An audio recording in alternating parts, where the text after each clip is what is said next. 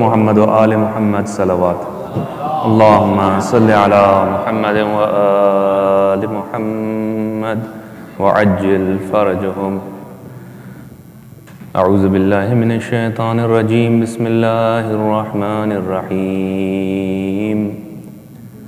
عن جابر بن عبد الله الأنصاري عن فاطمة الزهراء عليها السلام بنت رسول الله صلى الله عليه وآله قال: سمعت فاطمة أنها قالت: دخل علي أبي رسول الله في بعض الأيام فقال: السلام عليك يا فاطمة. فقلت: عليك السلام. قال: إني أجد في بدني ضعفا. فقلت له: أعيذك بالله يا أبتاه من الضعف. فقال: يا فاطمة ائتيني بالكساء اليماني فغطيني به. فأتيته بالكساء اليماني فغطيته به، وسرت أنظر إليه وإذا وجهه يتلألأ كأنه البدر في ليلة تمامه وكماله. اللهم صل على محمد. فما كانت إلا ساعة وإذا بولدي الحسن قد أقبل وقال: السلام عليك يا أماه. فقلت: وعليك السلام يا قرة عيني وثمرة فؤادي. فقال: يا أماه إني أشم عندك رائحة طيبة كأنها رائحة جدي رسول الله صلى الله عليه وآله. فقلت: نعم، إن جدك تحت الكساء. فأقبل الحسن نحو الكساء وقال: السلام عليك يا جداه يا رسول الله، أتأذن لي أن أدخل معك تحت الكساء؟ فقال: وعليك السلام يا ولدي ويا صاحب حوضي، قد أذنت لك. فدخل معه تحت الكساء. اللهم صل على محمد وآله. فما كانت إلا ساعة وإذا بولدي الحسين قد أقبل وقال: السلام عليك يا أماه. فقلت: وعليك السلام يا ولدي ويا قرة عيني وثمرة فؤادي. فقال لي: يا أماه إني أشم عندك رائحة طيبة كأنها رائحة جدي رسول الله صلى الله عليه وآله. فقلت: نعم، إن جدك وأخاك تحت الكساء. فدنا الحسين نحو الكساء وقال: السلام عليك يا جداه، والسلام عليك يا من اختاره الله، أتأذن لي أن أكون معكما تحت الكساء؟ فقال: وعليك السلام يا ولدي ويا شافع أمتي، قد أذنت لك. فدخل معهما تحت الكساء. اللهم صل على محمد وآله. فأقبل عند ذلك أبو الحسن علي بن أبي طالب وقال: السلام عليك يا بنت رسول الله. فقلت: وعليك السلام يا أبا الحسن ويا أمير المؤمنين. فقال: يا فاطمة إني أشم عندك رائحة طيبة كأنها رائحة أخي وابن عمي رسول الله صلى الله عليه وآله. فقلت: نعم، ها هو مع ولديك تحت الكساء. فأقبل علي نحو الكساء وقال: السلام عليك يا رسول الله، أتأذن لي أن أكون معكم تحت الكساء؟ قال له وعليك السلام يا أخي ويا وصي وخليفتي وصاحب لوائي قد أذنت لك. فدخل علي تحت الكساء اللهم صل على محمد. ثم أتيت نحو الكساء وقلت السلام عليك يا أبتاه يا رسول الله، أتأذن لي أن أكون معكم تحت الكساء؟ قال وعليك السلام يا بنتي ويا بضعتي، قد أذنت لك. فدخلت تحت الكساء اللهم صل على محمد.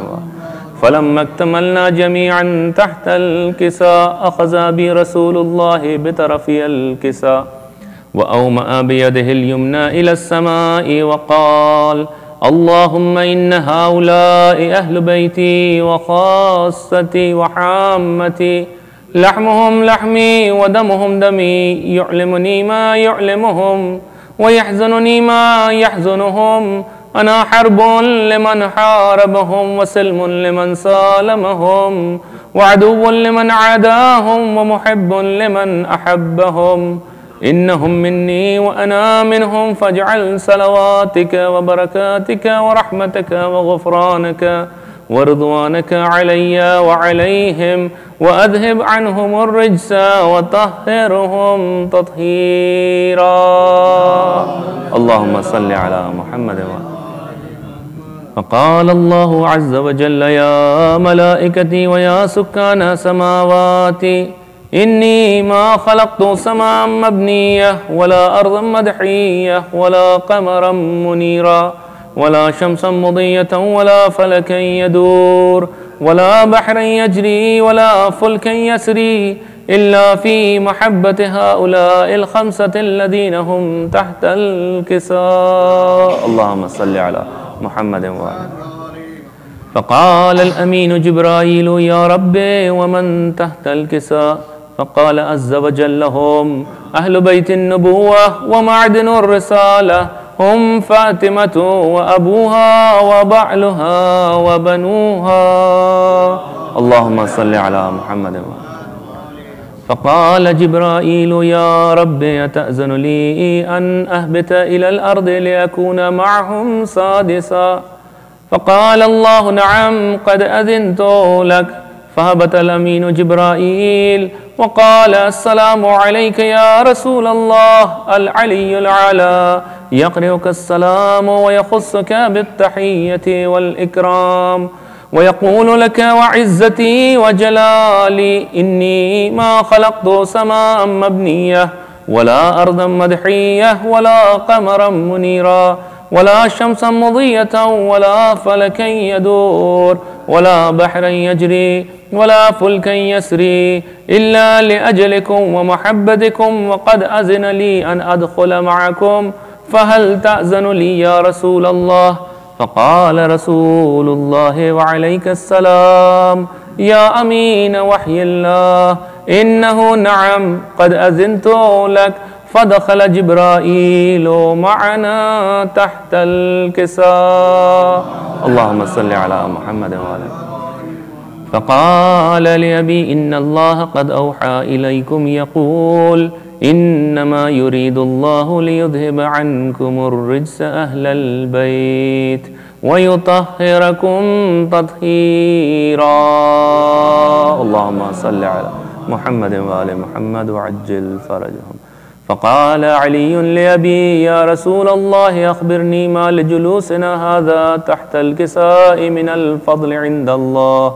فقال النبي والذي بعثني بالحق نبيا واصطفاني بالرسالة نجيا ما ذكر خبرنا هذا في محفل من محافل أهل الأرض وفيه جمع من شيعتنا ومحبينا إلا ونزلت عليهم الرحمة وحفت بهم الملائكة واستغفرت لهم إلى أن يتفرقوا. فقال علي إذا والله فزنا وفاز شيعتنا ورب الكعبة. فقال النبي ثانيا يا علي والذي بعثني بالحق نبيا واصطفاني بالرسالة نجيا ما ذكر خبرنا هذا في محفل من محافل أهل الأرض وفيه جمع من شيعتنا ومحبينا وفيهم محموم إلا وفرج الله همه ولا مغموم إلا وكشف الله غمه ولا طالب حاجة إلا وقضى الله حاجته. فقال علي إذا والله فزنا وسعدنا وكذلك شيعتنا فازوا وسعدوا في الدنيا والآخرة ورب الكعبة. اللهم صل على محمد وآل محمد وعجل فرجهم. Please recite Surah Fatiha and Surah Ikhlas and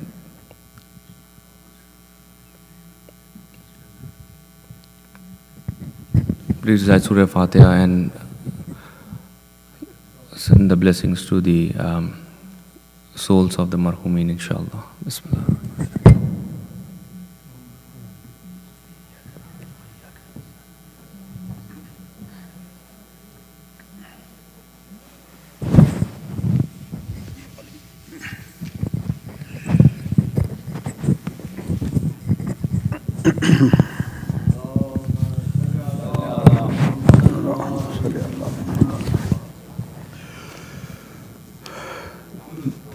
نعرہ صلوات محمد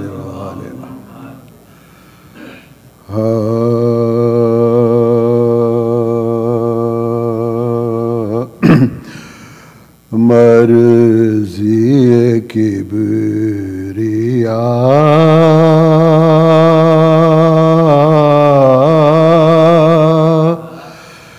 میرا سائی خلی کی ہے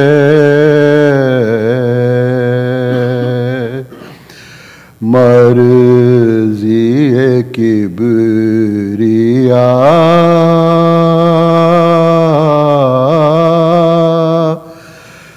میرا سائی علی کی ہے دونوں جہاں میں جلوہ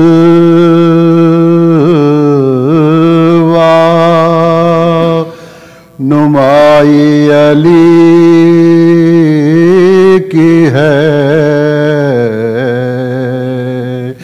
دونوں جہاں میں جلوہ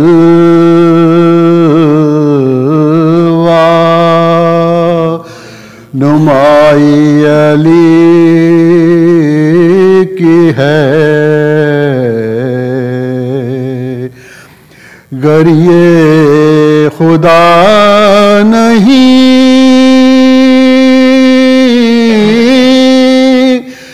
تو اتنا ضرور ہے گر یہ خدا نہیں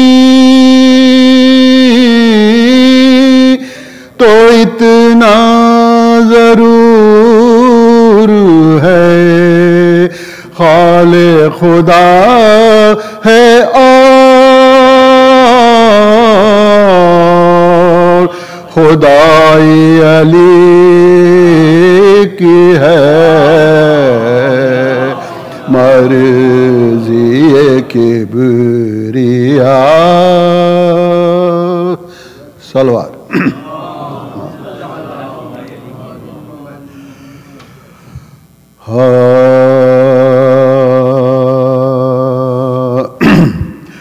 اے منصف و نشک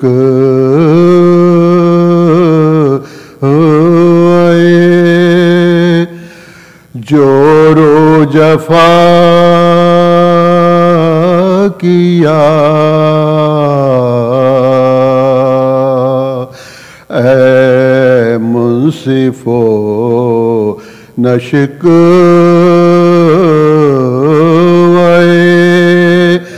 جور و جفا کیا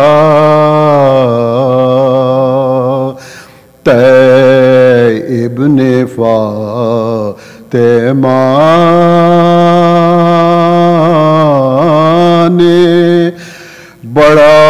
مرحلہ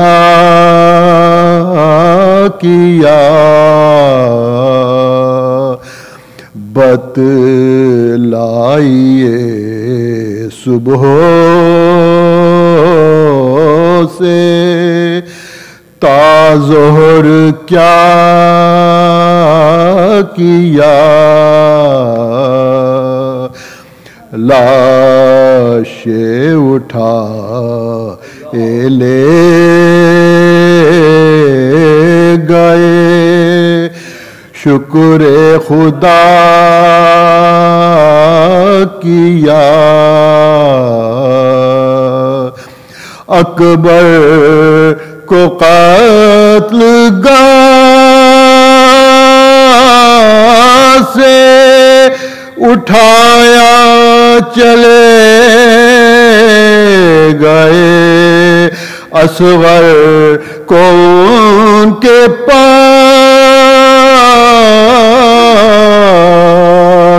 لٹایا چلے گئے اے منصفو نہ شکوے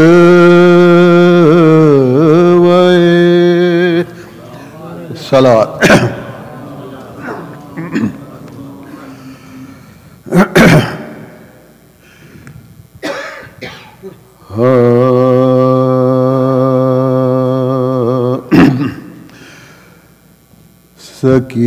سکینہ قید ہو کر شام کے زندان میں جب آئی سکینہ قید ہو کر شام کے زندان میں جب آئی وہ بچی اس اندھیرے گھر کی تاریکی سے گھبرائی مقدر نے عجب آفت کی پہلی رات دکھلائی زمین تو فرش تھی سایہ فگاں تھا چرخ مین آئی پھوپھی کے پاس رہتی تھی نہ ماں کے پاس سوتی تھی برہنہ سر کھلے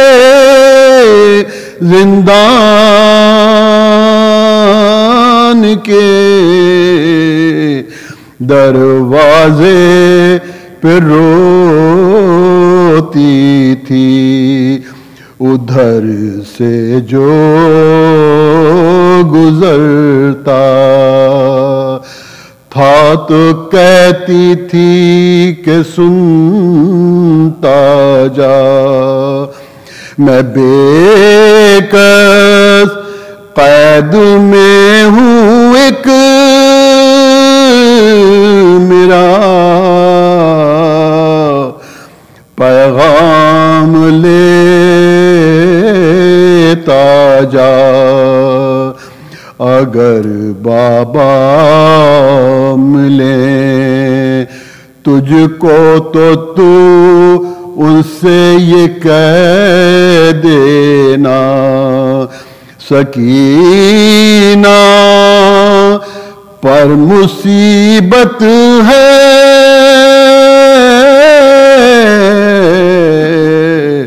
خبر لو آ کہ اے بابا اگر وہ یہ کہیں خیمے میں سوتا چھوڑوایا ہوں تو کئی در زندہ پہ روتا چھوڑوایا ہوں سکینہ صلوات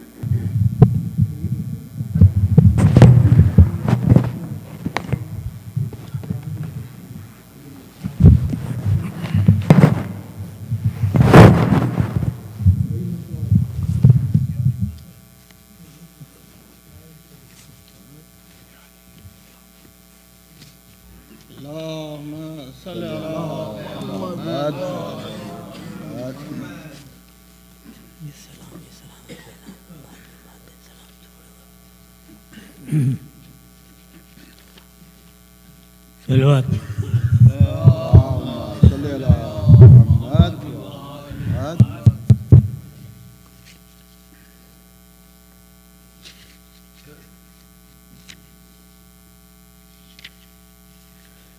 نجوم لاکھ ملے آفتاب مل نہ سکا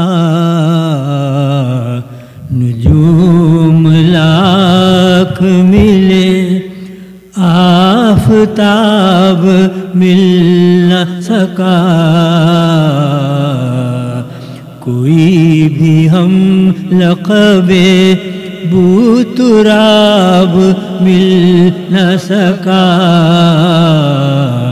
کوئی بھی ہم لقب بو تراب مل نہ سکا ہر ایک بزم میں ڈھونڈا چراغ دل لے کر ہر ایک بزم میں ڈھونڈا چراغ دل لے کر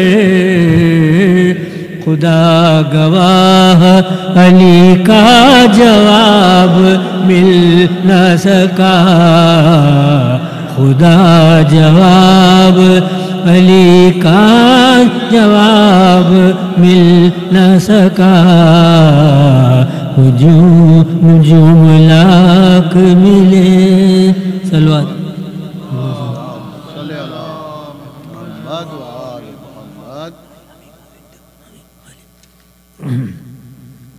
ایک صلوات اور بھیجنے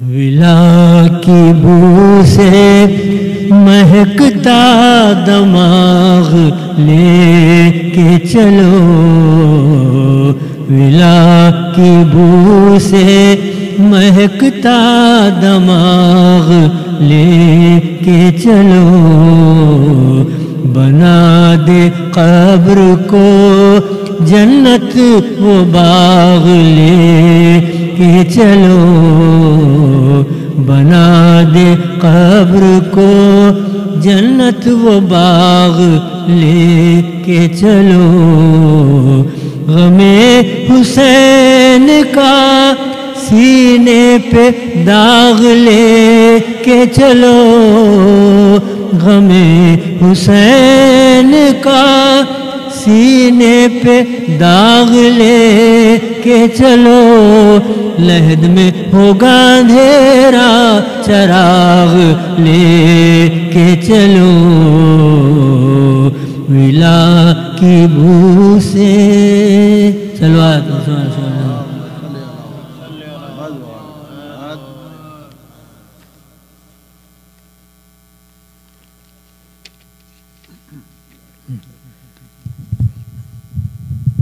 ایک صلوات اور بھیجنے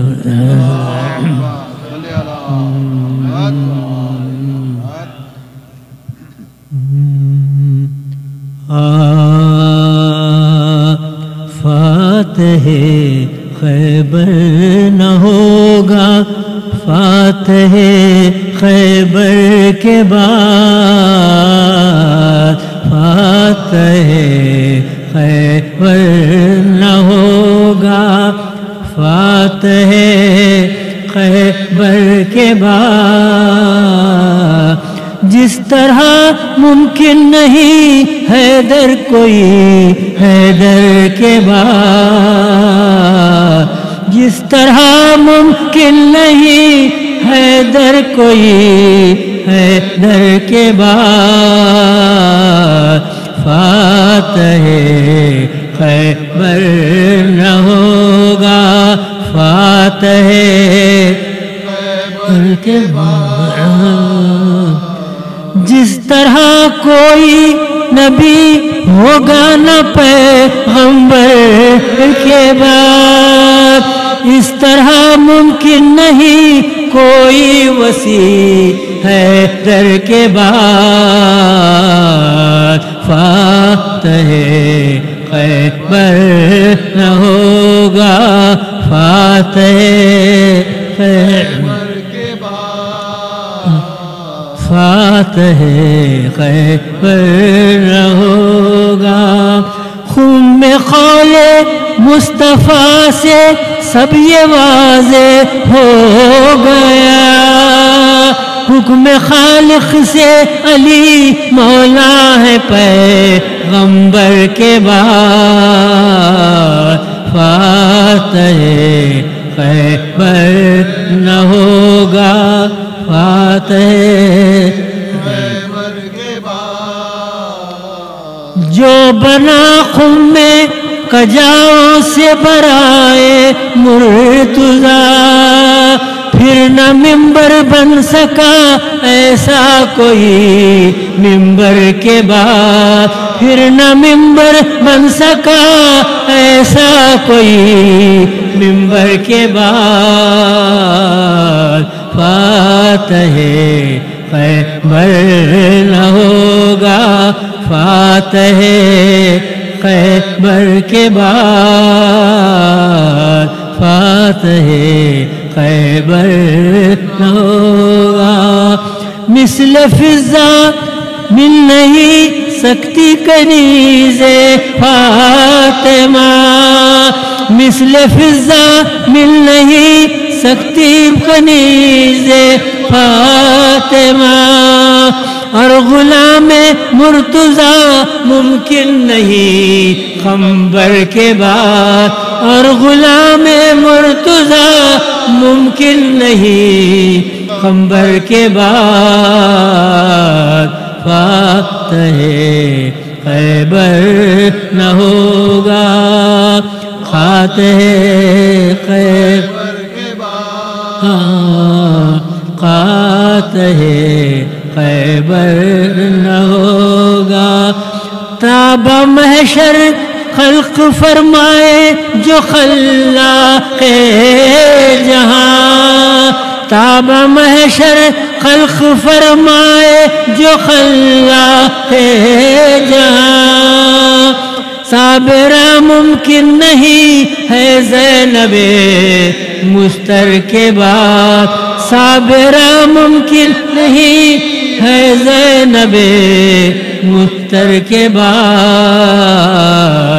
فاتح خیبر نہ ہوگا وجہ تسکین دل شبیر خلقت کی تھی ہم شبیہ مصطفیٰ ممکن نہیں اکبر کے بعد ہم شبیہ مصطفیٰ ممکن نہیں اکبر کے بعد فاتح خیبر نہ ہوگا فاتح خیبر کے بعد، جس طرح ممکن نہیں حیدر کوئی حیدر کے بعد فاتح خیبر نہ ہوگا۔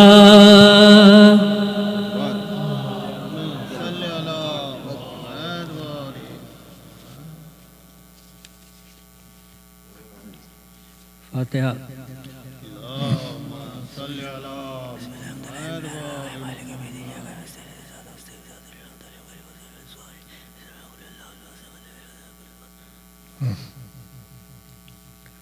نعرہ صلوات۔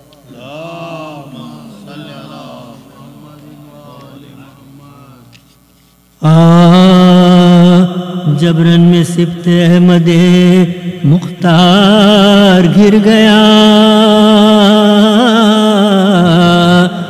سید غریب بے کسو بے یار گر گیا، اہل حرم کا قافلہ سالار گر گیا، لشکر تمام ہو گیا سردار گر گیا، لشکر تمام ہو گیا سردار گر گیا، گل تھا امان دونا شہ مشرقین کو، نوکوں سے برسیوں کی گرا دو حسین، نوکوں سے برسیوں کی گرا دو حسین کو، جس روز تھا یہ حشر یہ ماتم یہ شور و شر، آ پہنچا ایک مسافر غربت زدہ ادھر، نکلا تھا گھر سے شوق نجف میں وہ خوش سیر، چھوڑے ہوئے وطن اسے گزرا سال، چھوڑے ہوئے وطن اسے گزرا سال بھر، بے خانما کو عشق خدا کے ولی کا تھا، مشتاق و زیارت قبر علی، مشتاق و زیارت قبر علی کا تھا، پہنچا جو کربلا میں تو دیکھا یہ اس نے حال، تنہا کھڑا ہے ایک مسافر لہو ملال، فوجیں ستم کی گرد ہیں آمادہ قتال، چلتے ہیں تیر پانی کا کرتا ہے جب سوال، چلتے ہیں تیر پانی کا کرتا جب سوال، از بس کے اہل درد تھا بےتاب ہو گیا، پانی کے مانگنے پہ جگر آب ہو گیا، پانی کے مانگنے پہ جگر آب ہو گیا، تھم کر جو اس نے دور سے لاشوں پہ کی نظر، دیکھا کوئی ہے شمس کوئی غیرت قمر، بچہ پڑا ہے ایک ستارہ سخاک پر، کرتا بھی مچھلیاں بھی شکولہ بھی ان میں تر، کرتا بھی مچھلیاں بھی چلوکا ہے خون میں تر، آیا جو کانپتا ہوا وہ شاہدی کے پاس، کی عرض السلام علیکہ فلک اساس، مولا جواب دے کے یہ بولے بدرد و یاس، آنا ہوا کدھر سے تیرا ہے خدا شناس، آنا ہوا کدھر سے برا ہے خدا شناس، عرض اس نے کی غلام شہ ذوالفقار ہوں، بے کسوں بے نوا غریب الدیا، بے کسوں بے نوا غریب الدیار ہوں، دو صاحبوں کے شوق میں چھوڑا ہے میں نے گھر، حسرت یہ ہے نصیب کرے یاوری اگر، پہلے تو ہوں نجف کی زیارت سے بہراور، منظور پھر وہاں سے مدینے کا ہے سفر، منظور پھر وہاں سے مدینے کا ہے سفر، پہنچوں گا دولتیں ہیں اگر سرنوشت میں، رستے میں موت آئی پہلا بہشت، رستے میں موت آئی تو پہلا بہشت میں،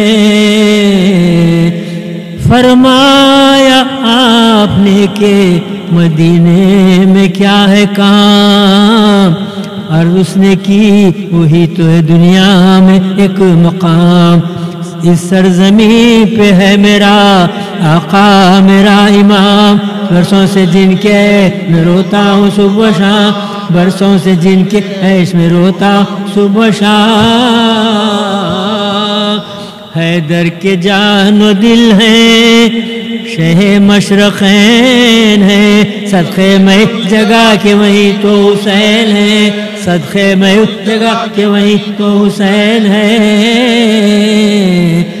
میرا ہے اب یہ حال کے زخموں سے چور ہوں، میرا ہے اب یہ حال کے زخموں سے چور ہوں، جنگل میں موت آئی ہے بستی سے دور ہوں، ایک خاک سارے بندے رب غفور ہوں، عالم ہے فضا کہ میں بے قصور، عالم ہے فضا کہ میں بے قصور ہوں، کہنے میں بات آئی ہے یہ کچھ گلا نہیں، دن تیسرا ہے آج کے پانی ملا، دن تیسرا ہے آج کے پانی ملا، دن تیسرا ہے آج کے پانی ملا نہیں،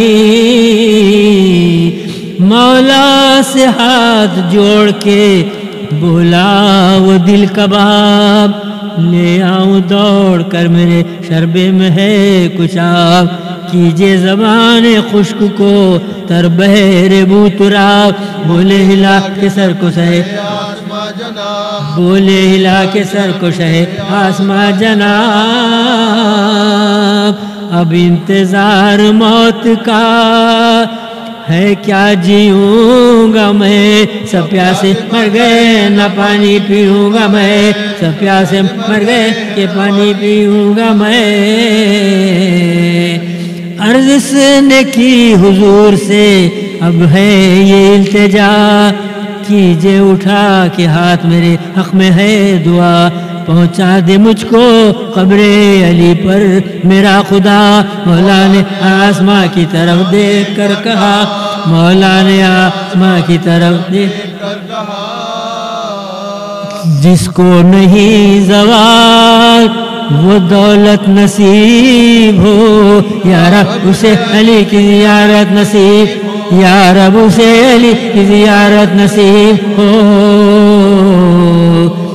گھبرا کے بولے شاہ کے ہاں ہاں قسم نہ کھا، رستہ ہے یہاں سے رات بسے کا نجف کو جا، بچنا میرا محال ہے گر جان دی تو کیا، اے بھائی تو ہے صاحب دختر نہ لے رضا، اے بھائی تو ہے صاحب دختر نہ لے رضا،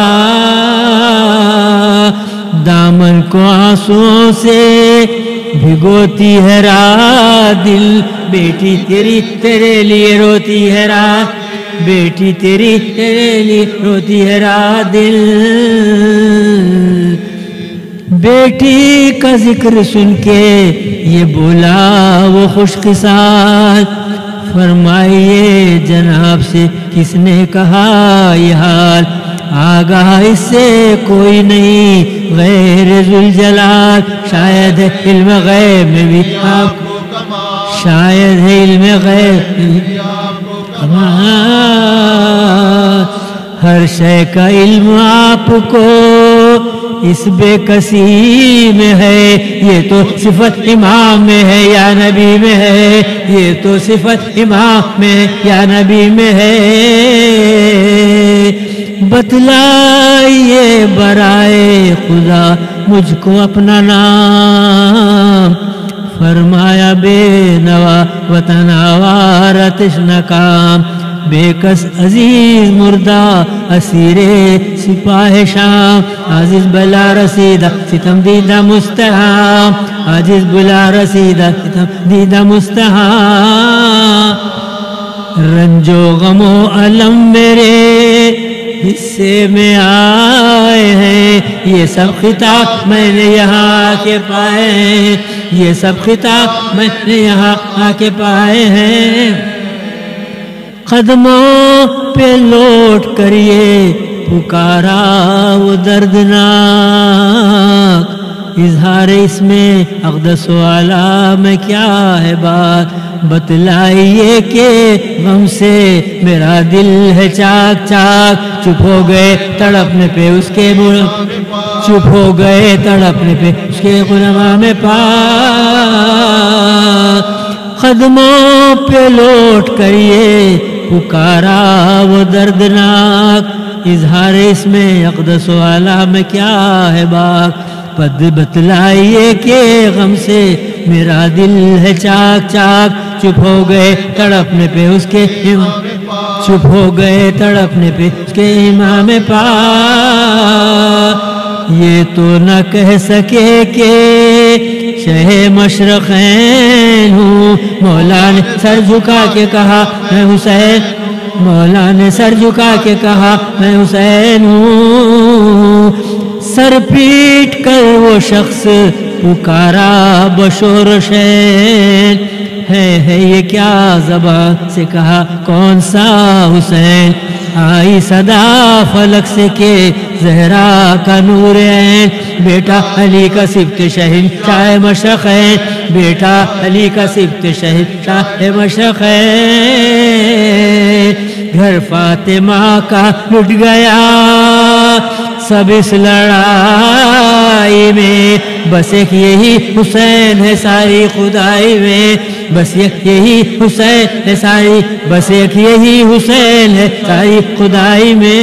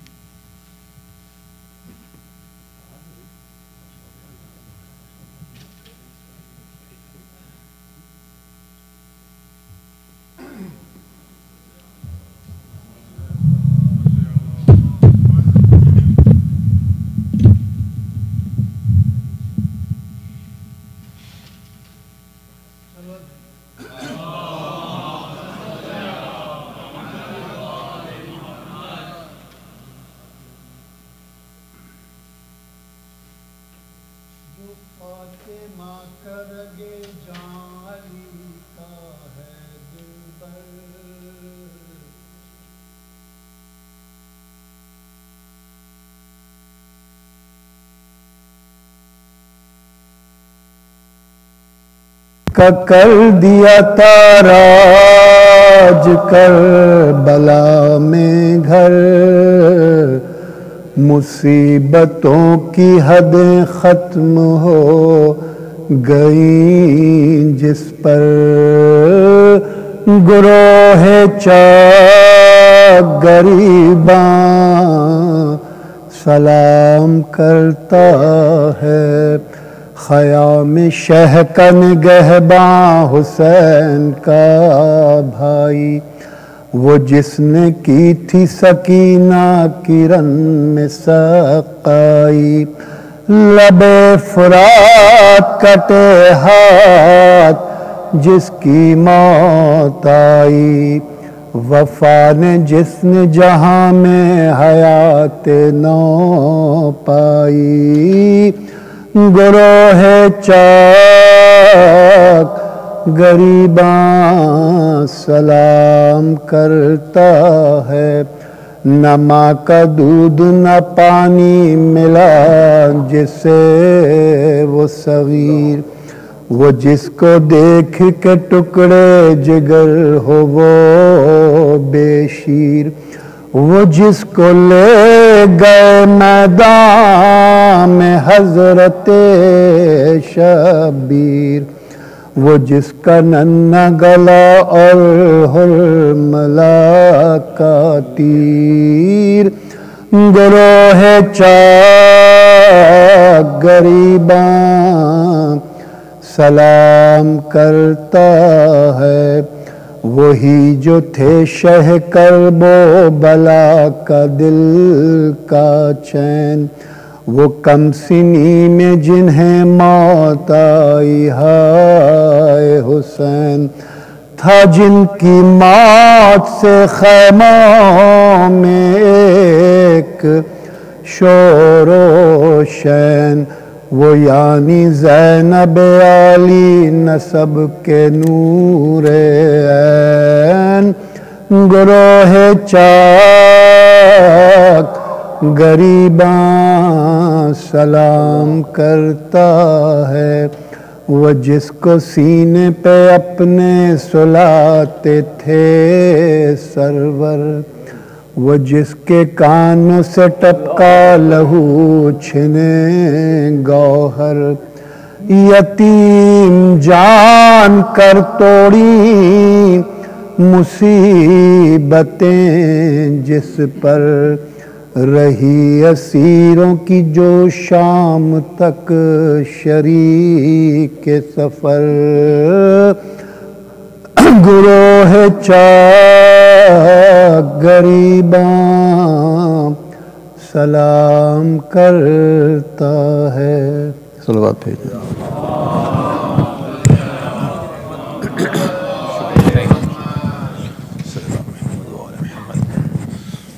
Assalamu alaikum. Please recite the Surah Fatiha for the families of Dr. and Mrs. Athar Beg. Bismillah. Alhamdulillah Rabbil Alamin. Rahman Rahim. Siratal Ladina An'amta Alayhim.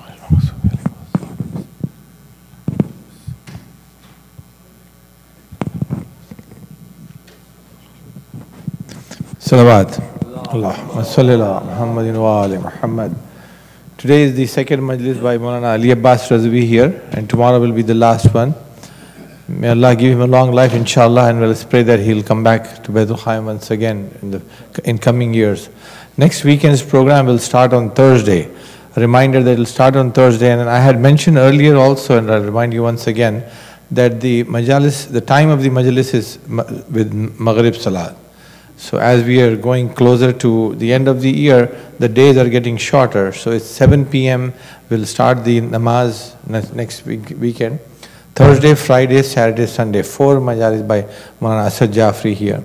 And I think there are 3 home majalis. One on Saturday, one on Sunday, one on Monday.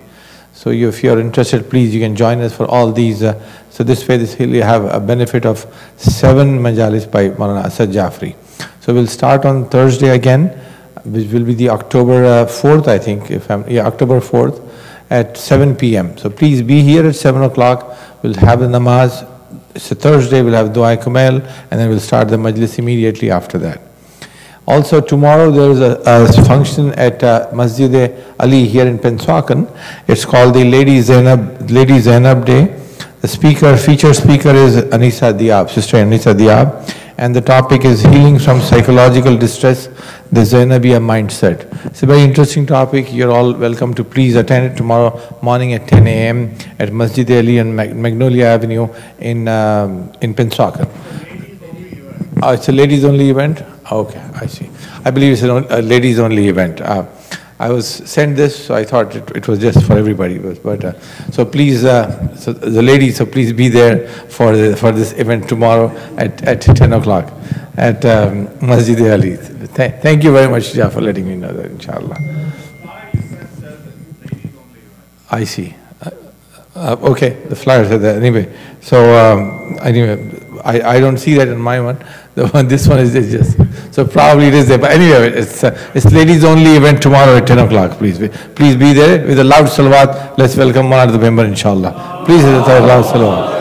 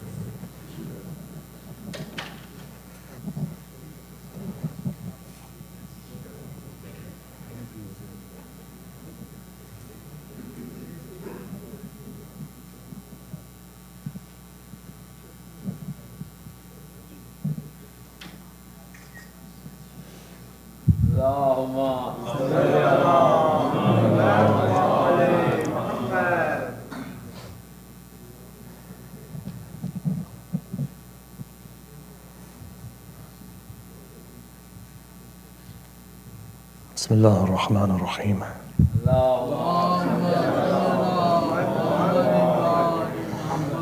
الحمد لله رب العالمين والصلاة والسلام على أشرف الأنبياء والمرسلين سيدنا ومولانا أبي القاسم محمد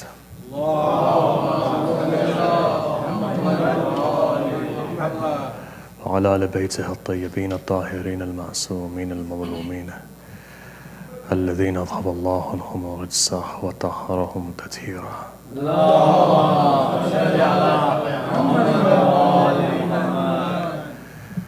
أما بعد، قال الله الحكيم في كتابه الكريم: بسم الله الرحمن الرحيم والفجر وليال عشر صدق الله العلي العظيم.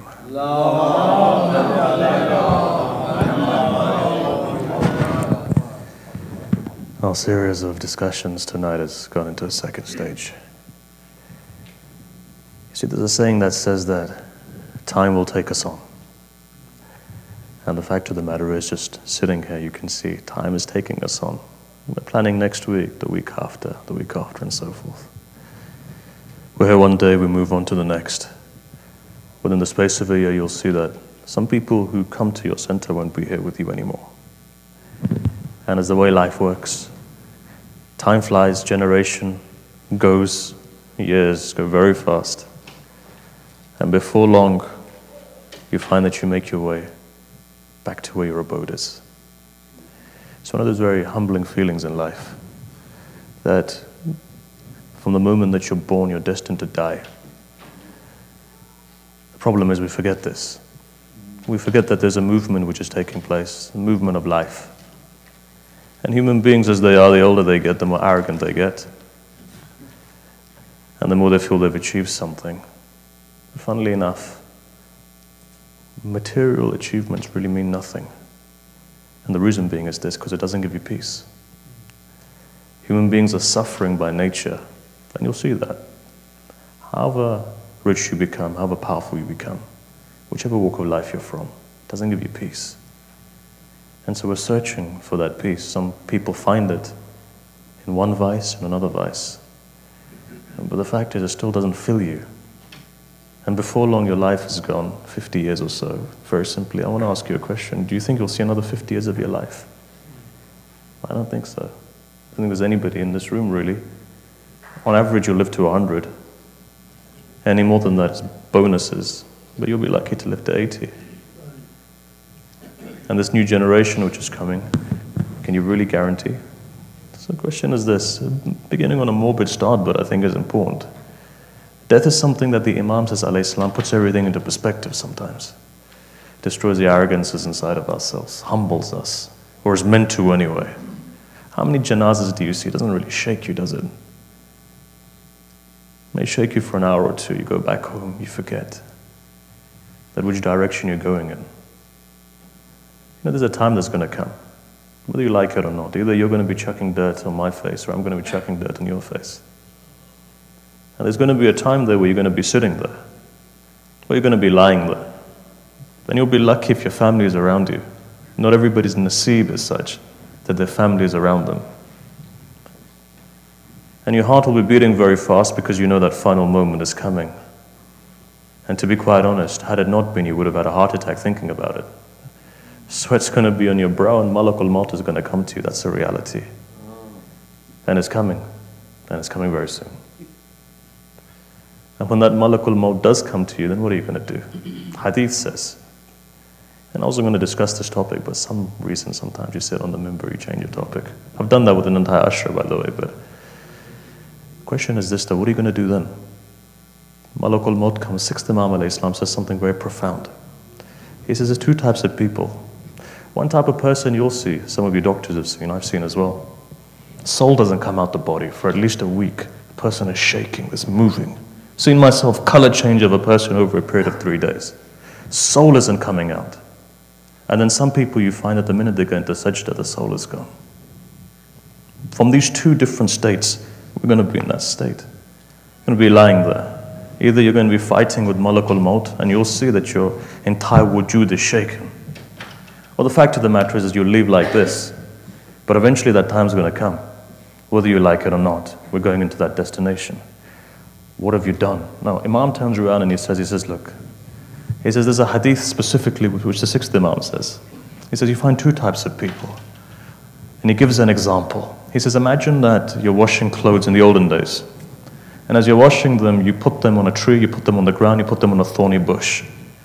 As rain comes, what do? And let's say it's thunderstorming. You grab whatever you can do.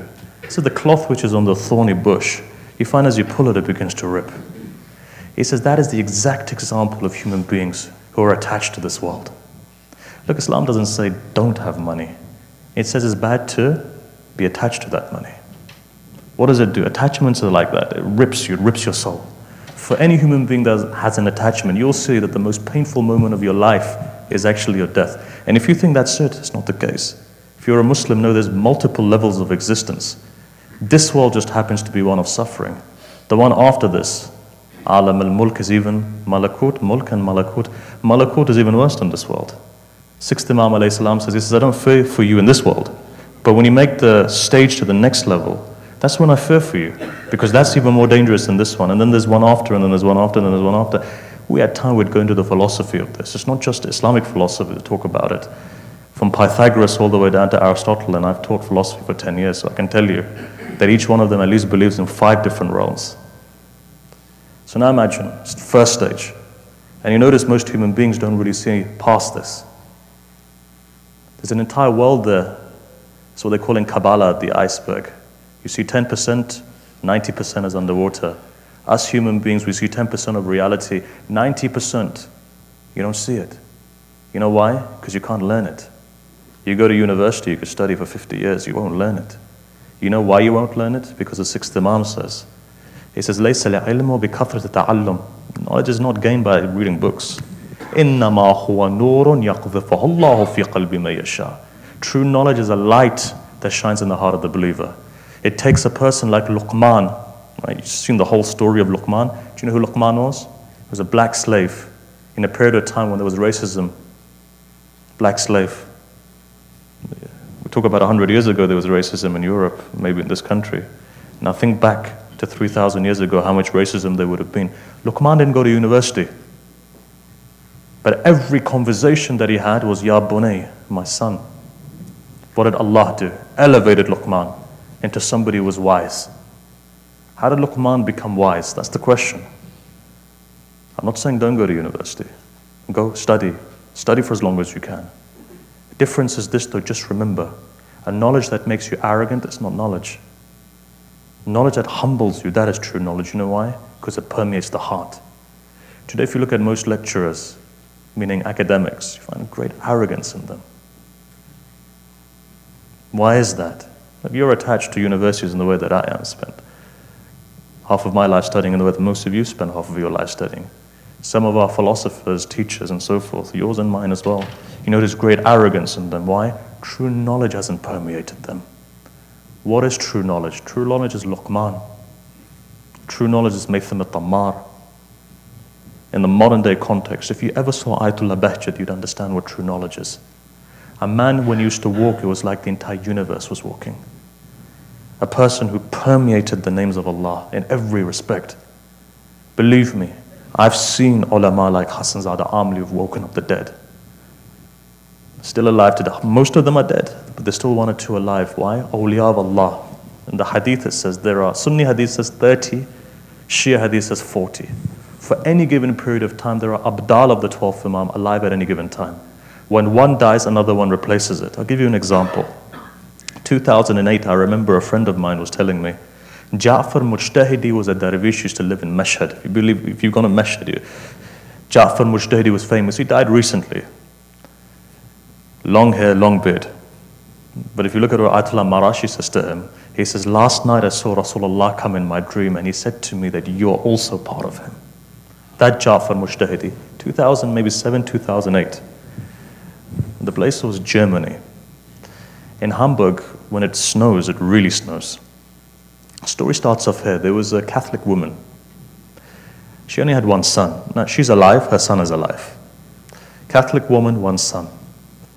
She found out her son had cancer, her son was dying.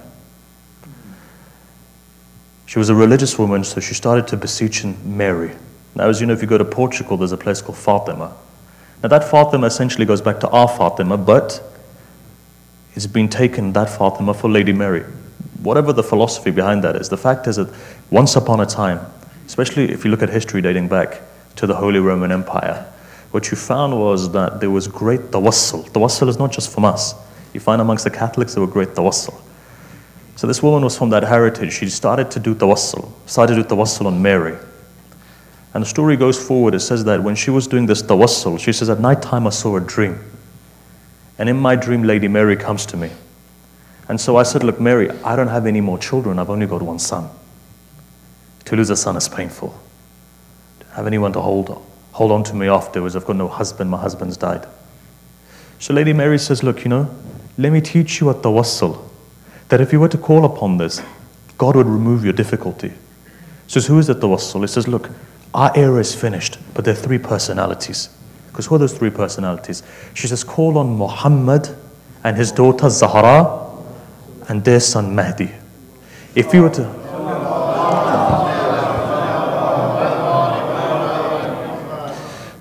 I'm not narrating that, she's now narrating this, saying that I started to call upon these three people. Muhammad, she says, I didn't know who it was. Remember, we may think that in this area of social media, everybody knows about everyone. It's not the case. If you ever Google any religion, or Google Shiism, what do you see? The first 10 pages are full of blood. Is that really Shiism? Ask yourself a question. Why is that? Now look, that's a different topic. And partially that's our fault. We've not been able to do the work that we needed to do. The name of Imam Hussein should have been spread much long ago. Look today and see. How many years have we been in America for? How many years have we been in Canada for? Today, people can't differentiate between that type of Islam and this type of Islam. That type meaning what? The fundamentalist Islam. Shiism is a religion of balance. It's been 40, 50 years. Even our neighbors don't even know what Shiism is today. Think about it. Your ancestors in India were successful. You know why? Because even to this day, places like Lucknow, 30,000 Hindus come beating their chest. So let me ask you a question. Your grandparents and your parents and your great-grandparents spread this religion. Today, where have you spread this religion? How far has it gone? Does your neighbor know about this faith? The name of Imam Hussein is priceless. It's something that's perennial. That's why when they say when the 12th Imam comes, the first khutbah that he does, he talks about the musibah of his jad. And let me ask you a question. If a president was to come into power and the first thing he talked about was his jad, what would you say? Say tomorrow there was an election, Mr. X was to win, he says, my grandfather was killed, Madloom. What would people say? Either they would laugh at him, or he'd be the wisest man. Why? Because he'd from a dynasty. The only person today who lives off blood is in Pakistan or other places like that with a legacy of politicians. You know why? Because maybe the ancestors did something, or maybe the ancestors were known. So when the 12th Imam comes, imagine 7 billion people in the world. Why does the Imam do that? Very simply, it's because people will come to know the name of Imam Hussein. So I want to ask you a question. What have you done to spread that name? Generation upon generation in this country is going. And today people don't even know outside who Imam Hussein is. Tomorrow we are going to be held accountable in the court of Allah. What have you done? I'll give you an example. It doesn't necessarily mean that you can't do it. You've got resources, you've got all of these things there. Like I tell you, a little place like Scotland, go and see, 4 years ago, they started a movement, 5 people. And there's no example like this on the face of the planet at the moment, in this space, and this time. So I'll give you an example. If you can find one, tell me. 5 people started up in Edinburgh, donating blood for the name of Imam Hussein. Last year, 95% of people who were donating blood were non-Muslims. It was the largest blood donation drive in all of Scotland, with the Queen Centre representative, the Catholic Church's Archbishop came to give blood, the head of the Church of Scotland came forward, and the First Minister who represents Scotland grabbed the flag of Imam Hussein and took a picture and declared the 12th of October, Imam Hussein Day, first ever country in the Western world to do that after discussing Imam Hussein for 36 minutes in the Parliament. And it's in Google, you can go and Google it. On YouTube you can see it. Now why do I mention this? Because 5 people, one who was retired, one husband, wife and a son, and another person got together and they decided to make a difference. If in a country like Scotland they can make a difference like this and institutionalize the name of Imam Hussein, then you guys have much more resources to be able to do that. And if you have those resources, and if you're unwilling to do that, then think to yourself, what reply are you going to give to Fatima al-Zahra on the Day of Judgment? It's not rhetoric. It's not rhetoric. I don't say this, I'm here today, gone tomorrow. God knows if we're going to meet again. It makes no difference to me. What makes difference to me is when I'm asked on the Day of Judgment, at least I have an answer for that. So ask yourself the question, if 5 people can do that, all of these people can't do that? Do your neighbors know? Do the church know? Ashura Day came. So, for example, your Princeton University, most of the deans of Princeton are from the Church of Scotland. You know that, right? If you don't, I'll tell you. The head of the Church of Scotland on the day of Ashura tweeted for the Shia to say that this is a day of mourning for the Shia community. Why? A relationship was developed. Somebody in Scotland's tweeting for the Shia. Your universities are pumped with people from the Church of Scotland. Leverage these things. Go forward and spread the name of Imam Hussein. Haqq of Hussein is that you spread the name. Why? Because we have a power that nobody else does. Hussein is moderation. Hussein is humanity. Today people look at Islam. What is Islam? Islam is Sayyidul Shuhada. There's nothing more than Islam than Hussein. I remember the famous story of Josh Malyabadi, reading it back in the day when they published it. They asked him a question. They said, you were a kafir, as in you left the deen. You were an atheist. What brought you back to it? And that too Shia? As a Sunni atheist, then Shia. You know what he replied? You look at it, the transcripts there. He replied, he said, look, it wasn't philosophy or theology that brought me back to Islam. When I pondered over the fact that Hussein gave his life for the sake of a God, then I realized, surely there must be a God. If a man like Hussein can give his life for God, there's a God. What is Hussein?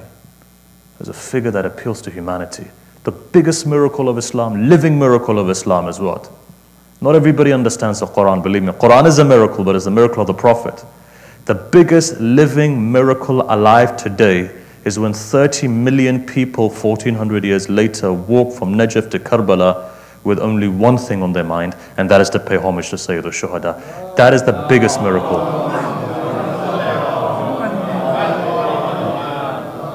If I was to ask any of you how Hussein looks like, you don't know how he looks like, you don't know how tall he was, you don't know what color eyes he has, you don't know anything about Imam Hussein but what you've read in the books.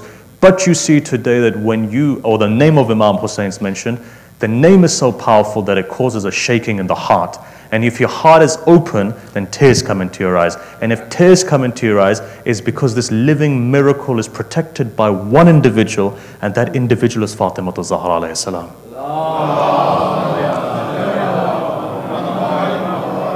So don't waste your life any more than you have to. Attach yourself to the message of Hussein in such a way that you're timeless. Otherwise, many people have come, many people have left this world. And they'll come and they'll leave this world. And they'll be extremely successful and they'll leave and nobody will remember them. But today, who is remembered?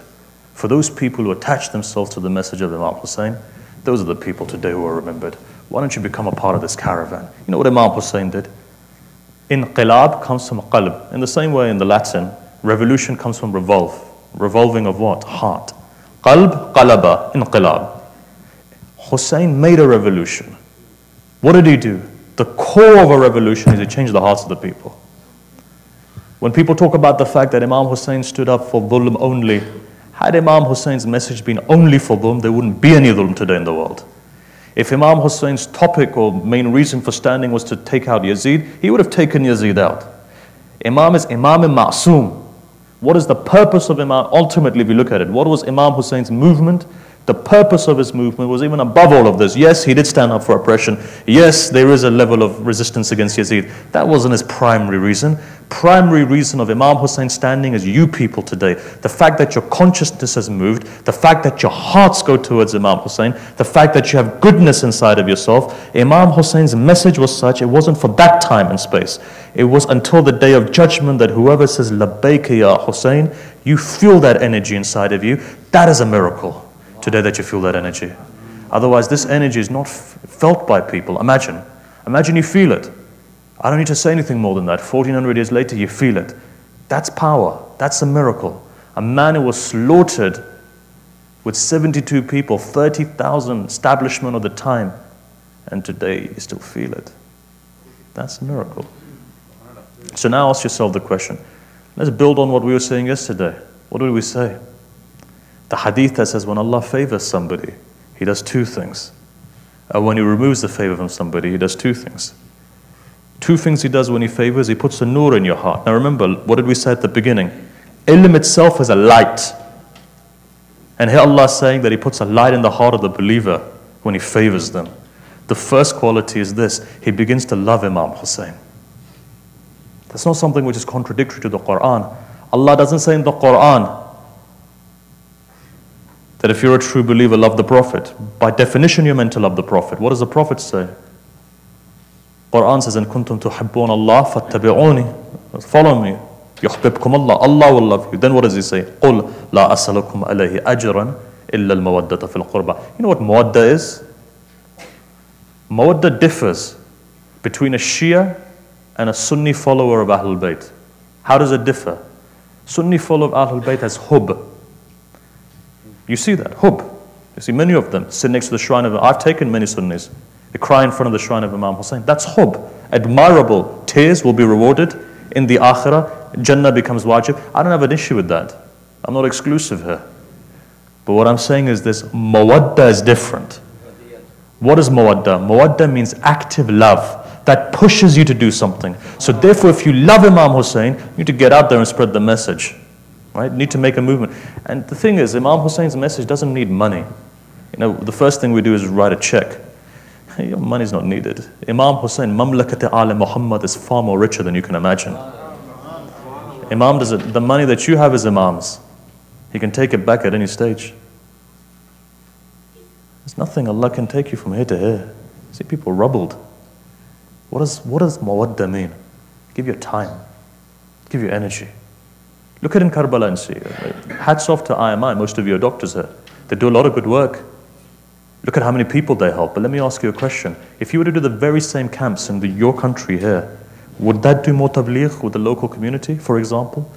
I don't know what your rules and regulations are, but I know, for example, in the UK, we can give advice.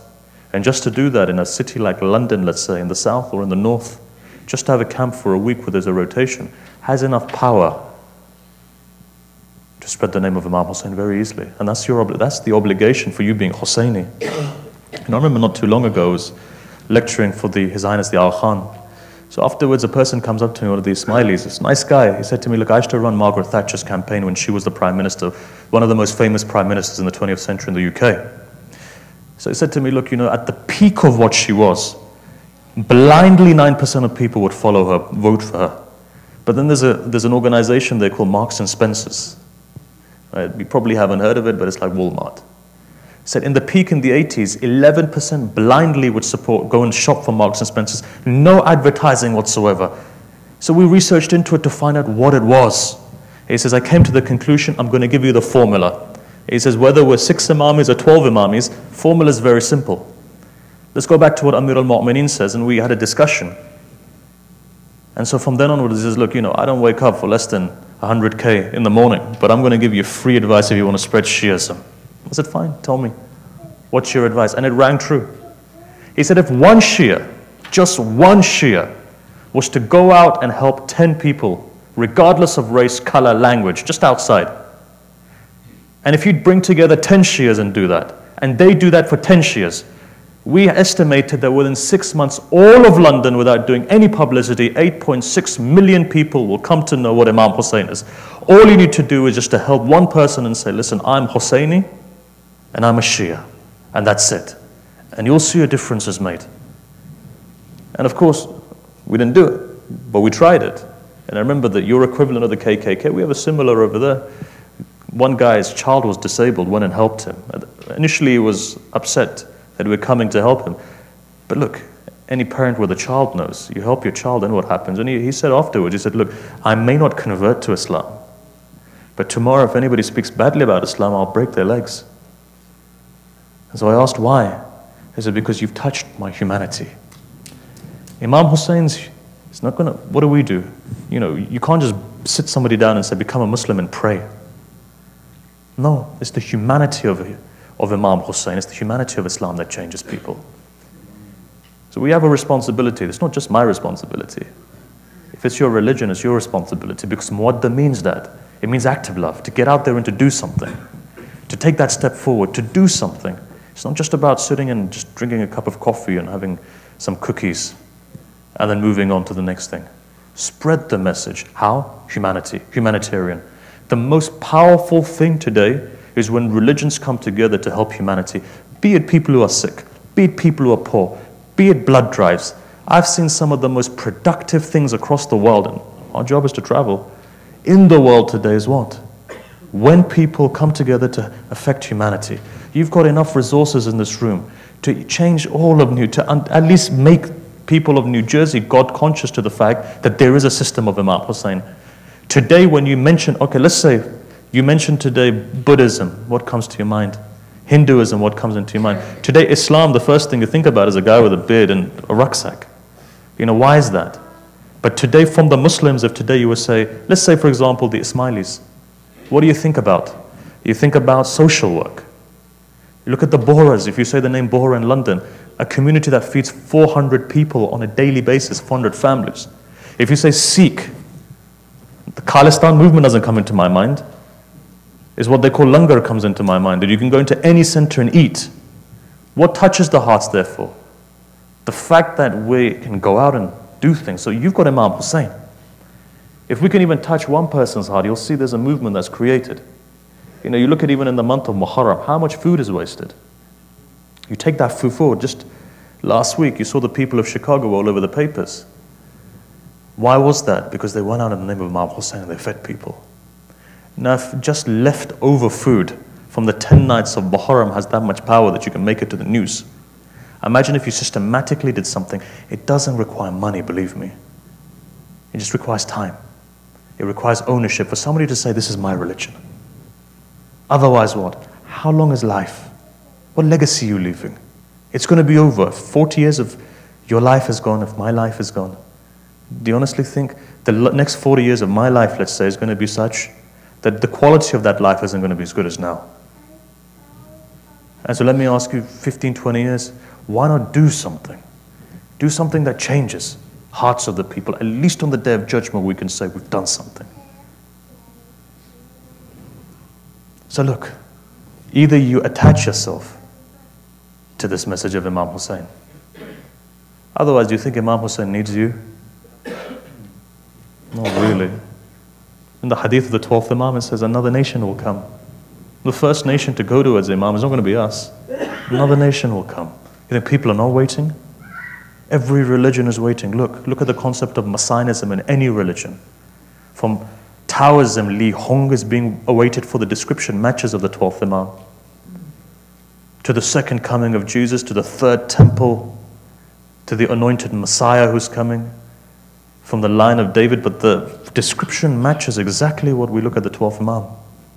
Every religion is waiting. Who's going to go forward, really? People are going to go forward whose hearts are open. Today's the fact that before the dhuhr of the Imam is the lutf of the Imam that you're Shia. After the dhuhr, many Shias are going to turn their back. You know why? Najasat inside comes out. All throughout, I'll give you an example. All throughout our life, we claim to be azadar, right? We pray, we fast, we do good works. Now let me give you an example. What I mentioned in passing yesterday, but I'll emphasize it today. Ayatollah Gul Paygani one day was sitting there in his Dars al-Kharaj, in his Bath al-Kharaj. He gives an example. He says, I had a friend who was with me for the early part of my life. We'd studied together in Najaf. He says, on his deathbed, he called me. He said, look, come. I want to speak to you. I hadn't seen him in about 30 years. But anyhow, the message came to me, so I went to see him. So when I walked in, he was lying there on his bed about to pass away. So he looked at me and he said, didn't I work harder than you? He said, yes, you did. He said, am I not a mujtahid? He says, yes, you are. He said, wasn't I poorer than you? He says, yes, you were. He says, you ate twice a day, I ate once a day. He said, yes, you did. He said, so then why did Allah make you a marja and not me? He says, get me the Quran.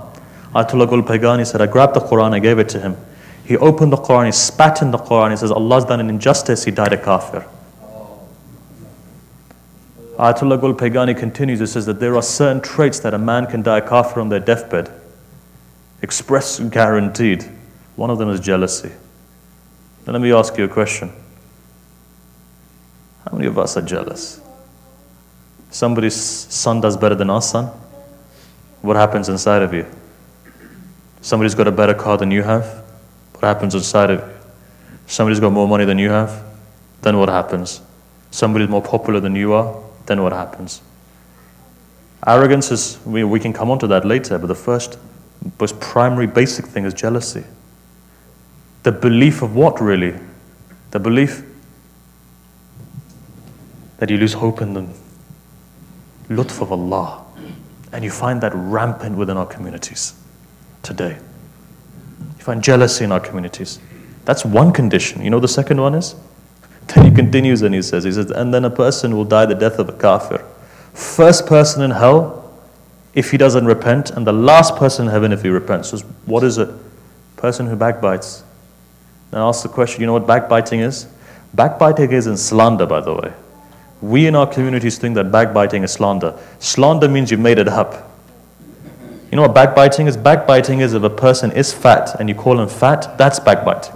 And if they don't like it, that's backbiting. It's to raise any aib of a person that they have inside of them. That's what backbiting is. It is haram for you to say anything negative about a person behind their back, which they have.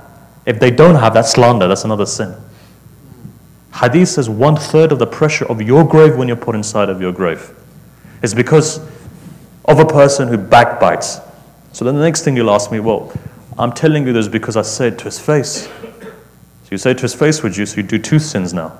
One is backbiting, the other one is aziyah to that person. You don't realize, what does Imam say?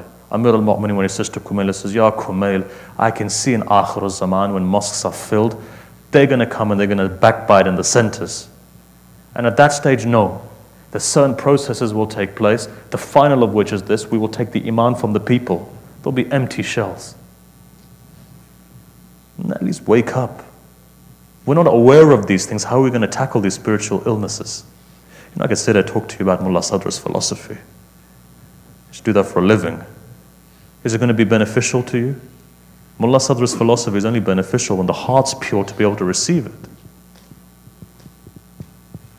The only time it's beneficial is when my own heart is pure. And I'm not talking to you, I'm talking to myself. Everything that I'm saying is first and foremost to myself. Ask yourself the question, which direction are we heading? Where are we going? Is there any improvement for us? Look at the hadith, it's profound. Continues and it says, and those people die the death of a kafir. What type? Haven't you seen the arrogance of shaitan? Do you know who shaitan was? You ever read the story of shaitan? Let me tell you the story of shaitan quickly, now that we're on it. You know what shaitan's actual name was? No, right? I'll tell you his name, Harith. Shaitan's name was Harith. You know what he was? He was a jinn. You know how far Allah elevated him? Elevated him to such a level he became known as Azazil, the Aziz of Allah, amongst the angels. That's not a small feat. A person who's raised to such a level, Azazil. Then what happens? He becomes Iblis. Why? You know what Iblis means? Iblis means one who loses hope in Allah. Why did he lose hope in Allah? Even before shaitan's arrogance, it tells you, a human being who's arrogant, when Allah brings him down, the first thing that person does is he loses hope. Look at Fir'aun. Allah brought him down, he lost hope in the lutf of Allah. What happened? Died a kafir. Namrud, Allah brought him down. First thing he does, loses hope in God. Remember, as big a sinner as you may be, do not ever lose hope in the will of Allah.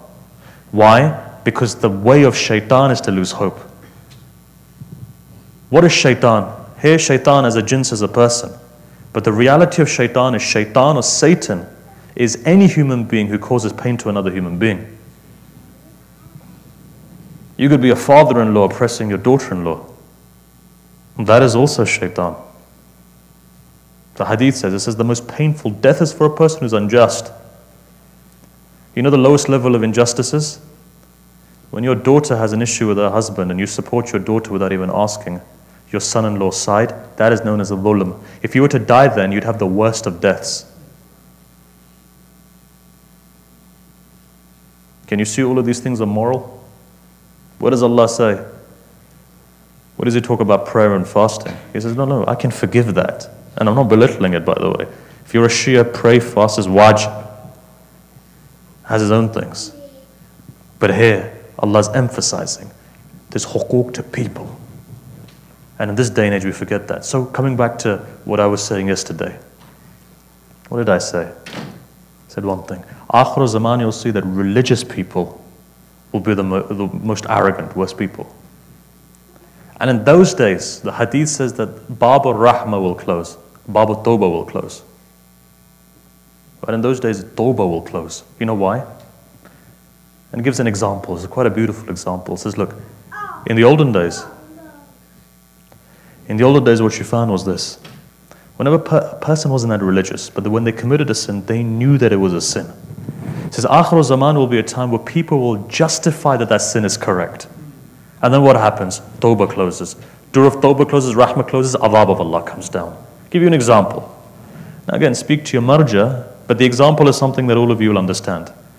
When you were told music is haram, right, for example. So you knew, your generation, your parents said music is haram. And look at this generation. They make excuses for this way music is halal or that way music is halal.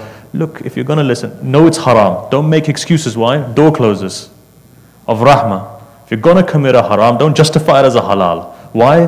Tawfiq of tawbah goes. What does Allah want from you? To at least admit the fact that you're wrong. Not to justify the fact that you're right. That comes into arrogance. Those are satanic traits when a human being becomes arrogant like Satan. What was the downfall of Satan? His arrogance and the fact that I'm superior. Why? Look at me. I'm the son of fire. This is my shajara, it goes all the way up to fire. This is my nasl, goes up to fire. But people today do the same thing. This is my nasl, this is my shajara. What does Allah say in the Quran? What does He say? Look and see. Inna akramakum Allah. Who is the most akram to Allah? Is a person who has taqwa. Person who has piety. Piety has no relation to fire. Has no relation to dirt. Piety is a link with Allah. Why shouldn't is that then, therefore? We look at ourselves. What have we done? How are we, in which direction you're turning to? So anyhow, we started off with this Catholic woman, we didn't finish. This Catholic woman starts doing tawassul. Now imagine, all of this that's been said, it was necessary to say, now put into context. Catholic woman does tawassul. Remember one thing. People talk about being exclusively the saved people. Let me tell you something. Anyone who has certainty and does the right thing, Allah will somewhere along the line save them. Believe me, they'll come onto the pathway that they need to come onto. Here's a woman who has no inclination of who these three figures are. So she does tawassul, right? Now an Iranian guy says, he says, look, I was at the time driving. And when I was driving, I saw Ja'far Mujtahidi standing next to the road. So stop the car. He says, I was an Iranian. I knew who Ja'far Mujtahidi was. So I asked him, I said, Sheikh, what are you doing here? You're meant to be in Mashhad. He says, forget what I'm doing. We need to get to that place. He says, how can we get there? There's a lot of snow. He says, don't worry about it. You just drive. I'll take care of the rest. This Iranian said, he goes, all I heard Ja'far Mujtahidi was say, Ya Ali. I didn't even realize how we were there. He says, Ja'far Mujtahidi knocked on the door. The woman opens the door. She says, come inside. So I asked. I said, do you know who he is? She says, I was calling the Mahdi. Maybe he's the Mahdi. I saw him in my dream.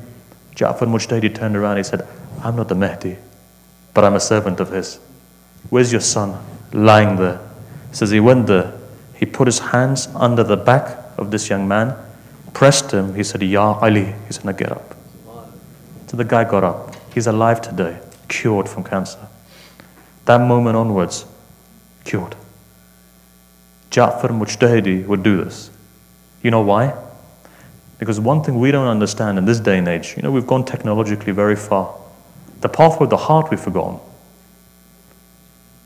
With everything that we have, the one pathway we've forgotten is the pathway of the heart. The pathway of wilaya. Isma Azam itself is the name Ali. Ayatollah Hassan Zada Amali, who has the widest spread of knowledge. Widest spread of knowledge. speaks about 40 different languages, expert in many different fields.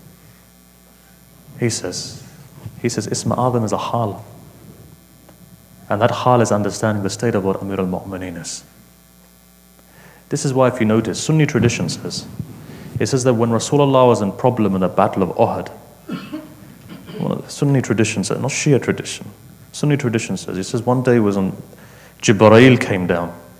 The first thing it says is, قال رسول الله نادى عليا مظهر العجائب.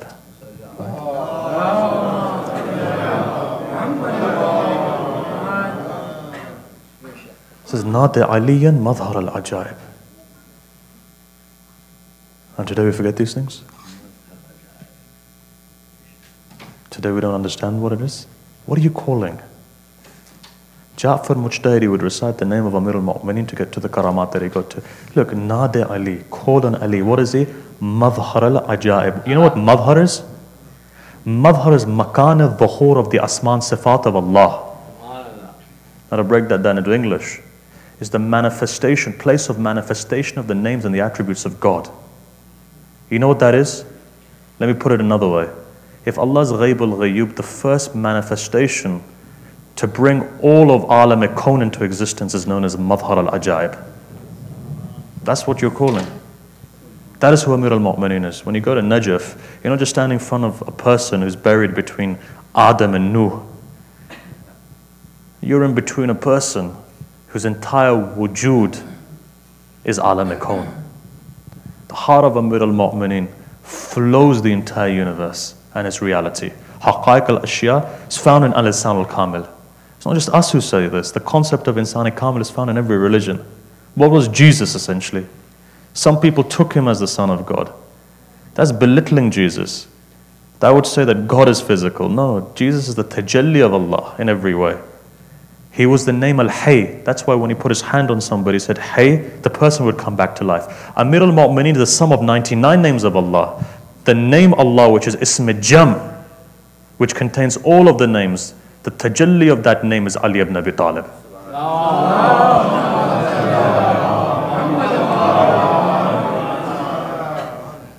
But I'm presuming this is not the right crowd to have this discussion in. So I'll skip it and I'll move on. Amir al-Mu'mineen is something which is not understandable by people. The problem is we don't teach this to our children anymore. Nada Ali itself. Ayatollah Kashmiri says, you know which Ayatollah Kashmiri? Abdul Karim Kashmiri. If you ever met him, I'll tell you, he was like in and of itself a mountain of tawheed. He would put his hand in his pocket, he'd ask him, Allah, can you tell me istikhara? Pull out a bead, give you the verse of the Quran and tell you 57 outcomes. That if you were to do this, this and this would happen until the day you die. That Ayatollah Kashmiri says, he says, everything that I am today is because of Amir al-Mu'mineen. Whenever I had a spiritual problem, I would stand in the sahn of the Imam and recite Nade Ali 7 times. His Nade Ali differs from the one on your wall. The one on your wall is Taqiyya Nade Ali. The real one has -2 of those lines. Right? If you see what I'm taking it. Ali is Ali. Ali is Ali. Understand him. Your faith rotates around the wilayah of the Imam for a reason. Why do you think so many mujtahids at the age of 15 and 16 came out in Najaf? Today people study all the way up to 16, they don't become a mujtahid. The level of Ayatollah has been degraded so much today that everyone happens to be Ayatollah. Go time to the Ayatollah Khawi and these people, they never call Ayatollahs Ayatollah, they would call him Hujjatul Islam maximum. There were only one Ayatollah. Why? Najaf, 15-year-old boy, when he becomes like Shahid Baqir or Sadr, why? Because you're in the Jawar of Amir al-Mu'mineen. Wilayah comes from there. You want to achieve something? Go to the Bab of Ilm. Bab of Ilm is what? Look at the likes of Sheikh Bahai. His geometry is unrivaled today.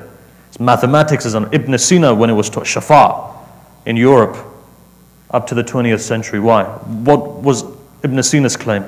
Just the fact that he should take the dirt of Amir al-Mu'mineen's shrine and rub it on his face. This is how a person becomes Ibn Sina. So that person becomes Mullah Sadra. How? Tawassul. Want to reach that level? How do you become Farabis? How do you become Sheikh Bahai? How do you become Mir Damad? Look at Sheikh Bahai, his du'as, his kashkol. Every time he gives a dua, he said, if this dua doesn't work, curse me. Sheikh Bahai says that every other dua of his, read it in his Kashkol, he says, if this dua doesn't work, curse me. If this dua doesn't make you a millionaire, curse me. If this dua doesn't give you kids after 20 years of not having kids, curse me. Why does he say that? Because he himself used to sit on the feet of Amir al-Mu'mineen, in his shrine of Amir al-Mu'mineen. Right? It's there, it's in front of you. You've seen, I've seen. I'll give you a story that took place in your country a couple of years back. There's a young man who's now 21, 22. I recently saw him playing soccer. We call it football, but playing soccer. And I remember the time when he was in hospital. About 4 or 5 years ago, I went to a center, I was giving a speech. There's a guy putting his phone in my face. And I hate people recording, let alone put a phone in my face. So I said, listen, put your phone down. So he looked up at me and said, no, my friend is in hospital. His spleen has been cut and they tried to operate on him and, they've damaged him quite severely and he's paralyzed from this side down. So I said, fine, he wants to listen because it's fine. So afterwards I said to his father, I said, what's the story? He said, look, we took our son to Boston, Massachusetts. Specialist there didn't work. Went here, specialist there didn't work. People said that they were going to help us. Eventually, for some reason, somehow, some shape or form, they didn't operate on him. Eventually, we found a specialist. The guy's 7 times attempted, 7 times ruptured something inside. So it's cut his spleen. So issues taking place, etc., etc. Eventually, the nurse said, look, you're going to kill this kid, so just leave him be. A lot of internal bleeding. Anyhow, this side downwards, you couldn't walk. Now, this is a story not even it's in front of me. His aunt, brother's sister, was sitting in Karbala. She's doing tawassul to Abul Fadl Abbas. A man comes to her, says, take this pouch, and it had khak in it. Said, take it straight away and give it to your nephew. Straight away to your nephew. She says, I forgot. That night he comes again in my dream. Says, send it. She said, I FedExed it. She used to live in Muscat. This kid says, look, it came to me. I recited dua tawassul over it, and I took a piece of it. So when I took a piece of it, within the space of a couple of minutes, I was walking again. I walked up the stairs, down the stairs, up the stairs, down the stairs. Next day when I went to the hospital, they said it's a miracle. Everything that was cut inside is back to normal again. When I went to see this young man last year, I said, can I see this khak? Have you given it to anybody else? The 2 people I've given it to, both of them had cancer, both of them being cured of this cancer. I looked at him and I thought to myself, if the khak of Hussein has that much power, imagine what Hussein ibn Ali himself is.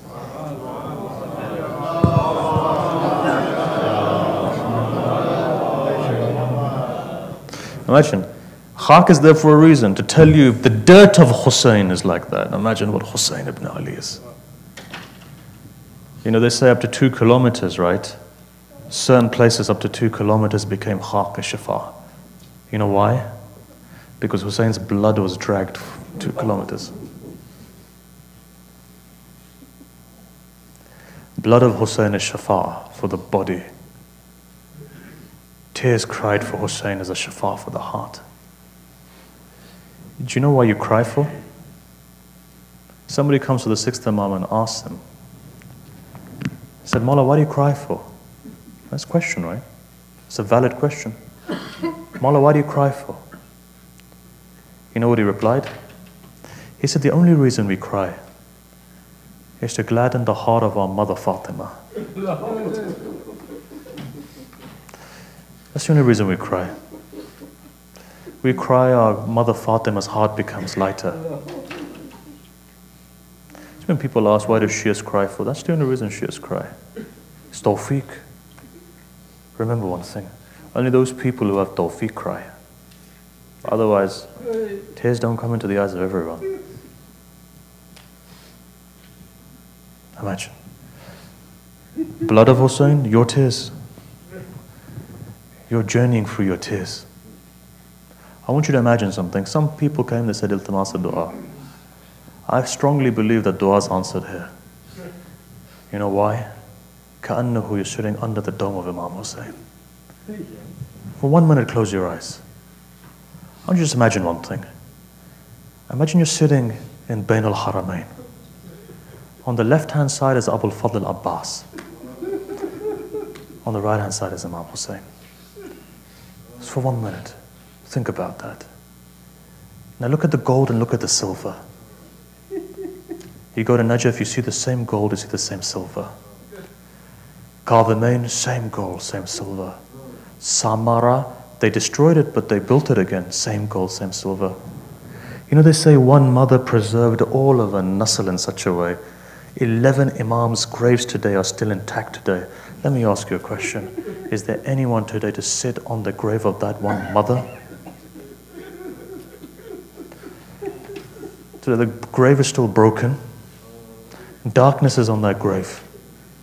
Arba'in is coming. Right? Arba'in is coming. Urafa have said, who are Urafa? People who see things. Urafa have said. They've said on the night of Arba'in, when the whole world goes to Imam Hussein,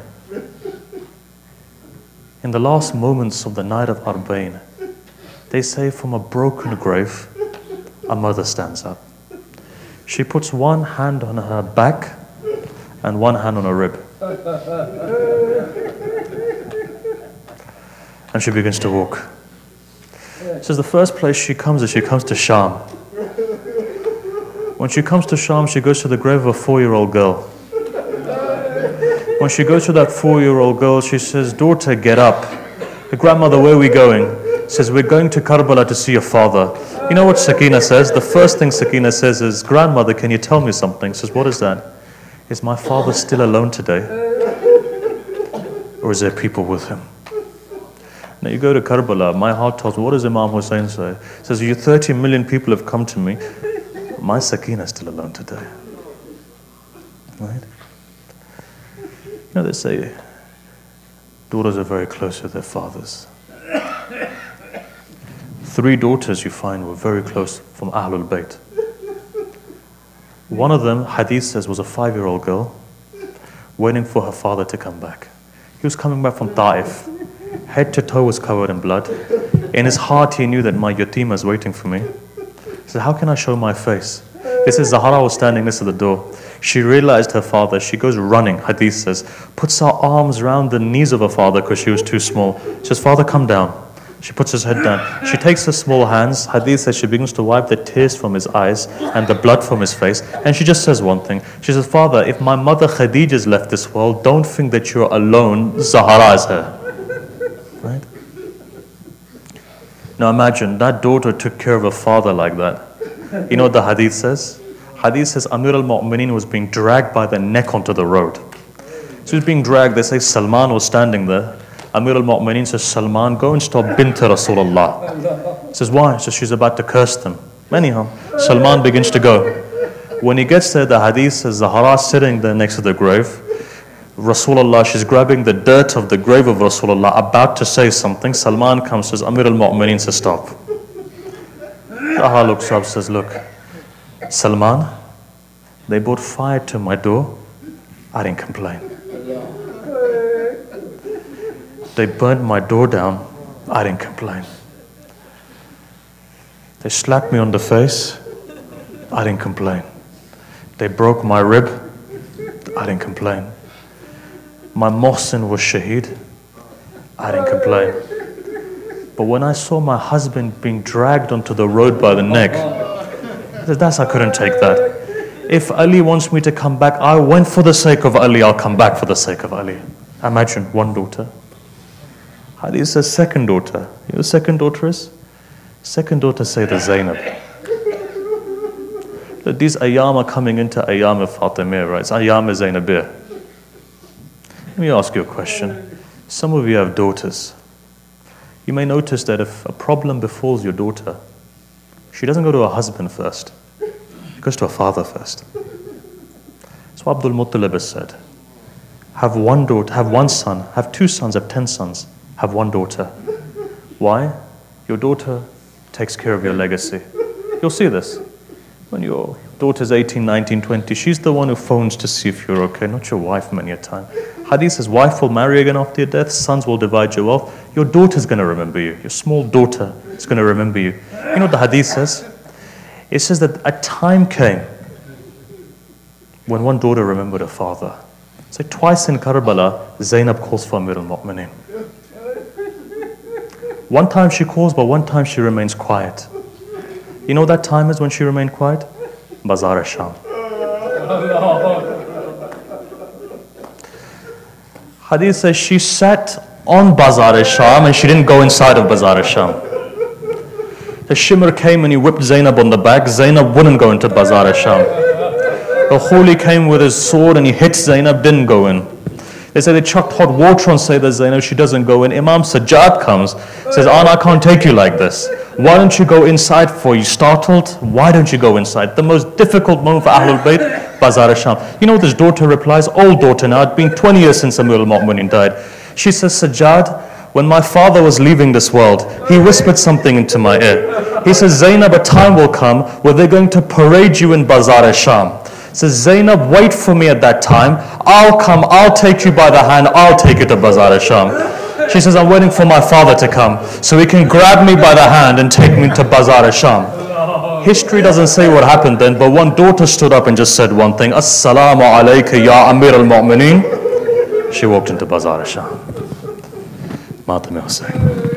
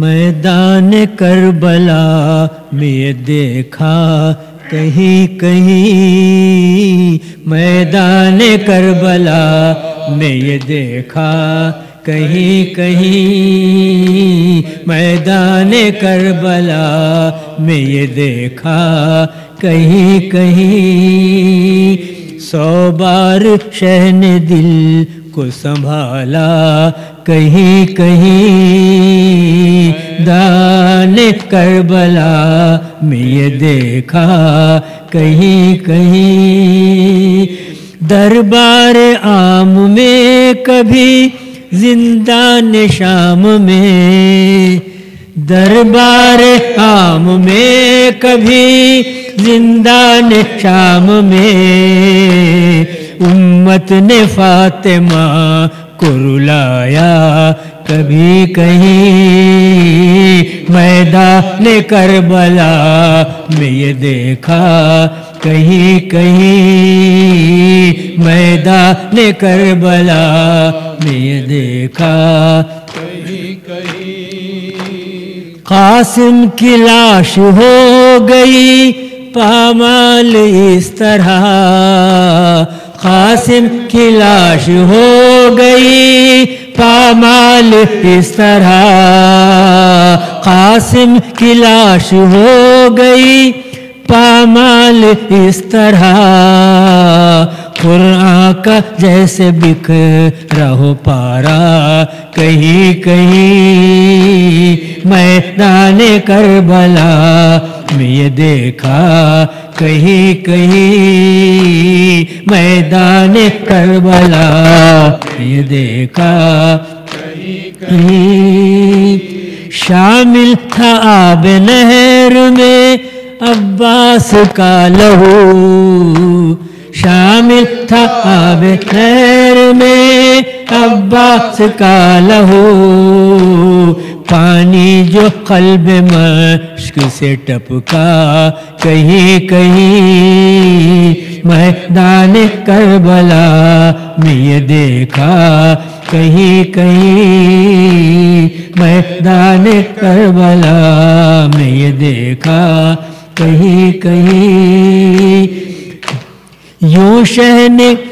یوں شہنے کی ہے لاش اکبر کی جستجو، یوں شہنے کی ہے لاش اکبر کی جستجو، گرنا کہیں کہیں تو سنبھلنا کہیں کہیں، گرنا نے کربلا میں یہ دیکھا کہیں کہیں، میدان کربلا میں یہ دیکھا کہیں، اکبر کی لاش اٹھ نہ سکی جب حسین سے، اکبر کی لاش اٹھ نہ سکی جب حسین سے، بچوں نے بھی دیا ہے سہارا کہیں کہیں، میدان کربلا میں دیکھا کہیں کہیں، میدان کربلا میں یہ دیکھا کہیں کہیں، اصغر کا حال دیکھ کے پتھر پگھل گئے، اصغر کا حال دیکھ کے پتھر پگھل گئے، فوج عدو کا رنگ بھی بدلا کہیں کہیں، میدان کربلا میں دیکھا کہیں کہیں، میدان کربلا میں دیکھا کہیں کہیں، بہر مدد حسین علیہ السلام نے، بہر مدد حسین علیہ السلام نے، بہر مدد حسین علیہ السلام نے، کس بے کسی سے ماں کو پکارا کہیں کہیں، میدان کربلا دیکھا کہیں کہیں، میدان کربلا میں دیکھا کہیں کہیں، پشت فرس سے گرنے لگا جب علی کا لال، پشت فرس سے گرنے لگا جب علی کا لال، خود بڑھ کے فاطمہ نے سنبھالا کہیں کہیں، میدان کربلا میں یہ دیکھا کہیں کہیں، میدان کربلا میں یہ دیکھا کہیں، بھائی کی لاش پر کبھی اصغر کی لاش پر، بھائی کی لاش پر کبھی اصغر کی لاش پر، بھائی کی لاش پر کبھی اصغر کی لاش پر، زینب نے فاطمہ کو بلایا کہیں کہیں، میدان کربلا کہیں کہیں، اقبال کربلا میں دیکھا کہیں کہیں، 100 بار شہن دل کو سنبھالا کہیں کہیں، میدان کربلا میں یہ دیکھا کہیں کہیں، 100 بار شہن دل کو سنبھالا کہیں کہیں، یا حسین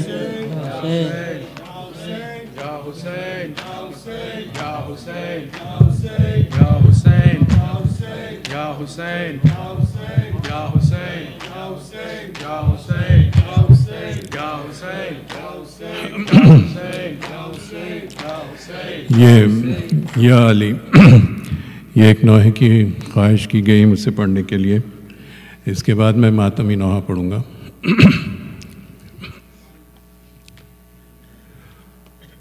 وہ کربلا وہ شام غریباں وہ تیرگی، وہ زینب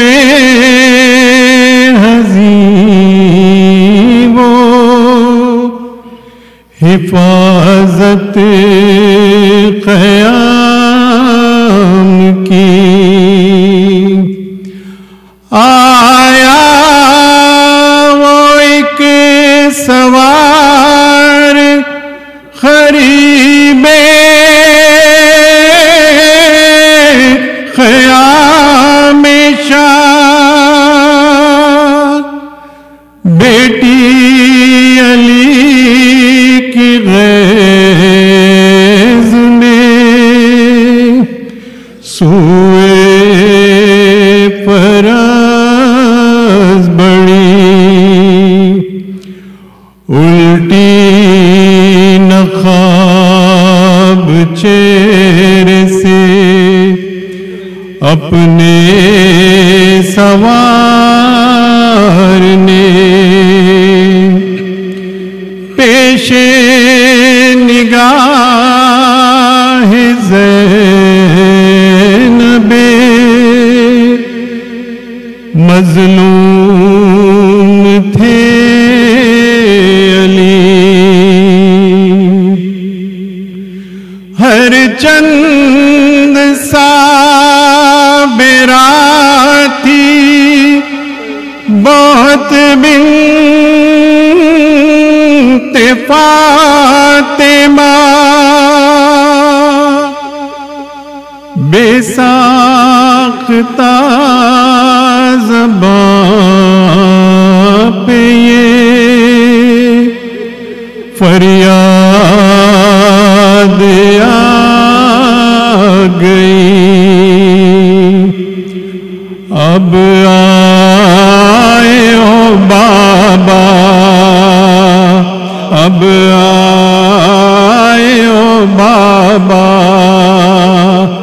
اب آئے ہو بابا، زینب نے کہا باپ کے قدموں سے لپٹ کر، اب آئے ہو بابا، جب لٹ گیا پردیس میں اماں کا بھرا گھر، اب آئے ہو بابا، اب بابا گرانا ہی تھا خالق کی رضا سے، اس وقت نہ آئے جب خاک پدم توڑ رہا تھا میرا اکبر، اب آئے ہو بابا، اب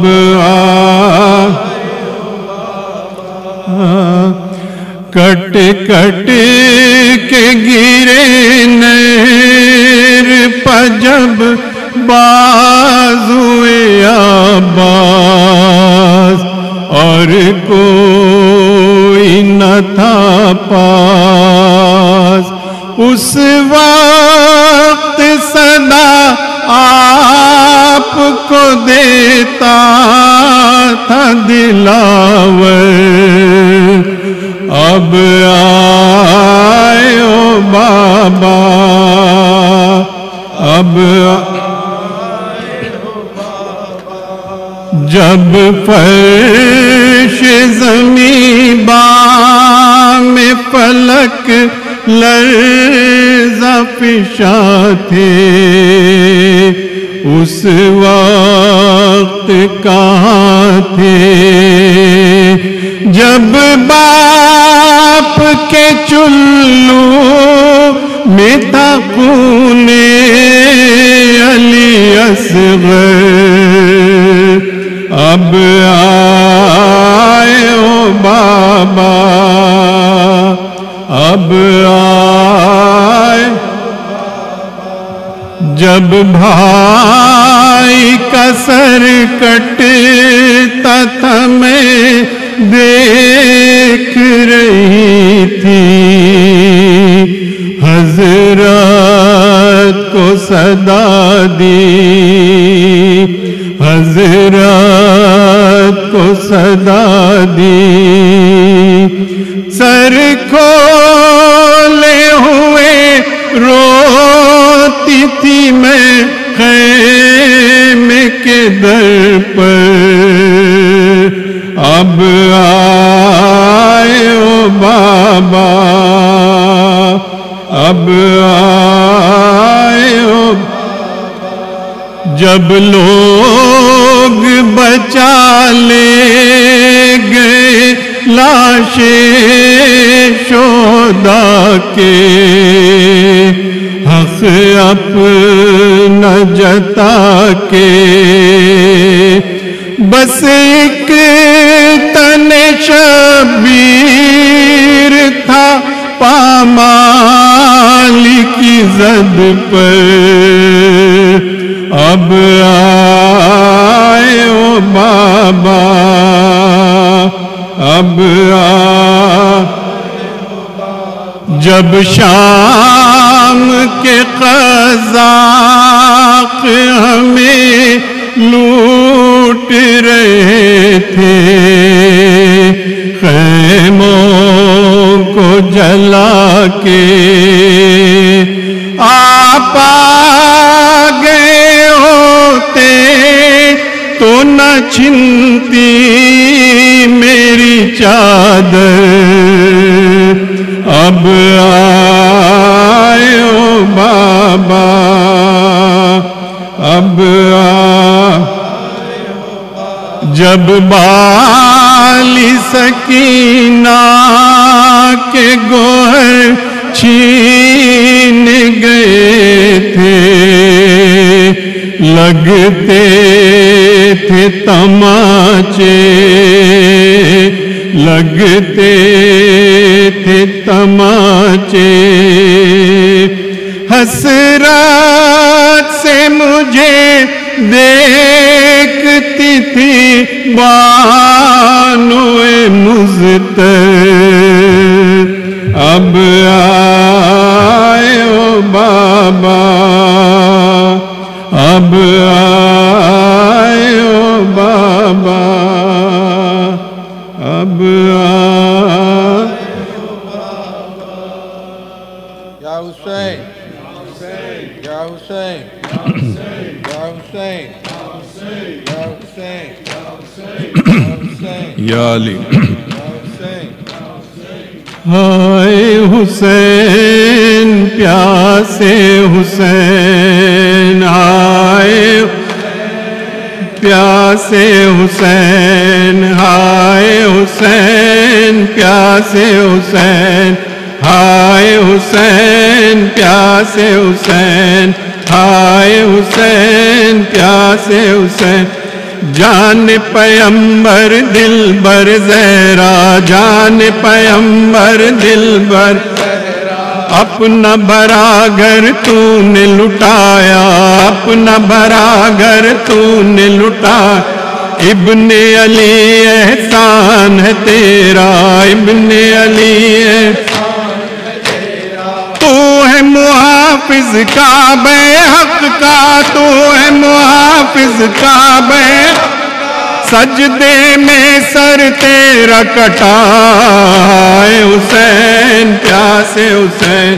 ہائے حسین پیاسے حسین، ہائے حسین پیاسے حسین، ڈھونڈ رہے ہیں رن میں سرور، ڈھونڈ رہے ہیں رن میں سرور، بے چینی سے لاش اکبر، بے چینی سے لاش کھاتے ہیں ہر گام پٹھو کر، کھاتے ہیں ہر گام پٹھو کر، کون سہارا دے گا بڑھ کر، کون سہارا دے گا بڑھ کر، عالم غربت دشت بلا، ہائے حسین پیاسے حسین، ہائے حسین پیاسے حسین، ہائے حسین پیاسے، زینب کی آنکھوں کے اجالے، زینب کی آنکھوں کے اجالے، آن محمد رن کو سدھارے، آن محمد رن کو سدھارے، جنگ ہوئی اور خون میں نہائے، جنگ ہوئی اور خون میں نہائے، مقتل سے جب آئے لاشیں، مقتل سے جب آئے لاشیں، کرتی ہے زینب شکر خدا، آئے حسین پیاسے حسین، آئے حسین پیاسے حسین، آئے حسین پیاسے حسین، تھام کمر یہ کہتے تھے سرور، تھام کمر یہ کہتے تھے سرور، دشت بلا میں شان کٹا کر، دشت بلا میں شان کٹا کر، قتل ہوئے عباس دلاور، قتل ہوئے عباس دلاور، دے پرسا مجھ کو میری خواہر، دے پرسا مجھ کو میری خواہر، ہو گیا زینب میں تنہا، آئے حسین پیاسے حسین، آئے حسین پیاسے حسین، آئے حسین پیاسے حسین، بہن یہی کرتی تھی سکینہ، بہن یہی کرتی تھی سکینہ، چھوڑ گئے کیوں مجھ کو تنہا، چھوڑ گئے کیوں مجھ کو تنہا، بڑھتا ہے جنگل کا اندھیرا، بڑھتا ہے جنگل کا اندھیرا، آ جاؤ بابا، آ جاؤ بابا، آ جاؤ بابا، آ جاؤ بابا، دیتی ہوں کب سے تم کو صدا، آئے حسین پیاسے حسین، آئے حسین پیاسے حسین، آئے حسین پیاسے حسین، سوتی تھی سینے پر تمہارے، سوتی تھی سینے پر تمہارے، تم نے میرے ناز اٹھائے، تم نے میرے ناز اٹھائے، شمر نے مارے مجھ کو تماچے، شمر نے مارے مجھ کو تماچے، خون ٹپکتا ہے کانوں سے، خون ٹپکتا ہے کانوں سے، نیند نہیں آتی بابا، آئے حسین پیاسے حسین، آئے حسین پیاسے حسین، آئے حسین پیاسے حسین، کیسی گھڑی ہے آل نبی پر، کیسی گھڑی ہے آل نبی پر، غش میں پڑے ہیں عابد مضطر، غش میں پڑے ہیں عابد مضطر، کہہ دے کوئی عباس سے جا کر، کہہ دے کوئی عباس سے جا کر، چھین رہا ہے شمر ستمگر، چھین رہا ہے شمر ستمگر، بنت علی کے سر سے ردا، آئے حسین پیاسے حسین، آئے حسین پیاسے حسین، آئے حسین پیاسے حسین، زینب کے بازو میں رسن ہے، زینب کے بازو میں رسن ہے، اور لبوں پر بس یہ سخن ہے، اور لبوں پر بس یہ سخن ہے، لاش تیری بے گور و کفن ہے، لاش تیری بے گور و کفن ہے، آج بہت مجبور بہن ہے، سر پہ نہیں چادر بھیا، آئے حسین پیاسے حسین، آئے حسین پیاسے حسین، آئے حسین پیاسے حسین، کیجے رشید اس غم کی حفاظت، کیجے رشید اس غم کی حفاظت، اشک ازاں ہے قلب کی قوت، اشک ازاں ہے قلب کی قوت، کرتے رہے ہر دم یہ عبادت، کرتے رہے ہر دم یہ عبادت، ماتم ہے شبیر کی نصرت، ماتم ہے شبیر کی نصرت، گونجے فضا میں بس یہ صدا آئے حسین پیاسے حسین آئے حسین پیاسے حسین آئے حسین پیاسے حسین یا حسین یا حسین یا حسین یا حسین یا حسین یا حسین یا حسین یا حسین یا حسین یا حسین غربت میں قتل ہو گیا مظلوم بے وطن میں بھائی بھائی کہتی تلاشا بہن بہن میں بھائی کہتی تلاشا بہن بہن بھائی تلاشا بہن بہن تیروں پہ تار رکھا ہوا لاشا حسین کا ڈوبا ہوا لہو میں ککڑتا حسین کا آواز تھی حسین کی بہنا کفن کفن میں بھائی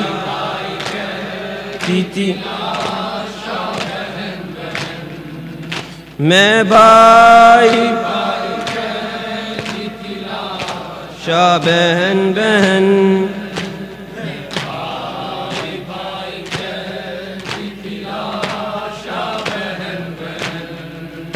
آئی نارا سے دو گھڑی پردیس کی فضا کنبا شہید ہو گیا میرا گھر اجڑ گیا پردیس دیس غیر کا پنا وطن وطن میں بھائی بھائی کہتی تلاشا بہن بہن میں بھائی کہتی تلاشا بہن بہن میں بھائی کہتی تلاشا بہن بہن ایک دن کے داغ میں نے 72 اٹھا لیے کچھ داغ میں نے قلب کے اندر چھپا لیے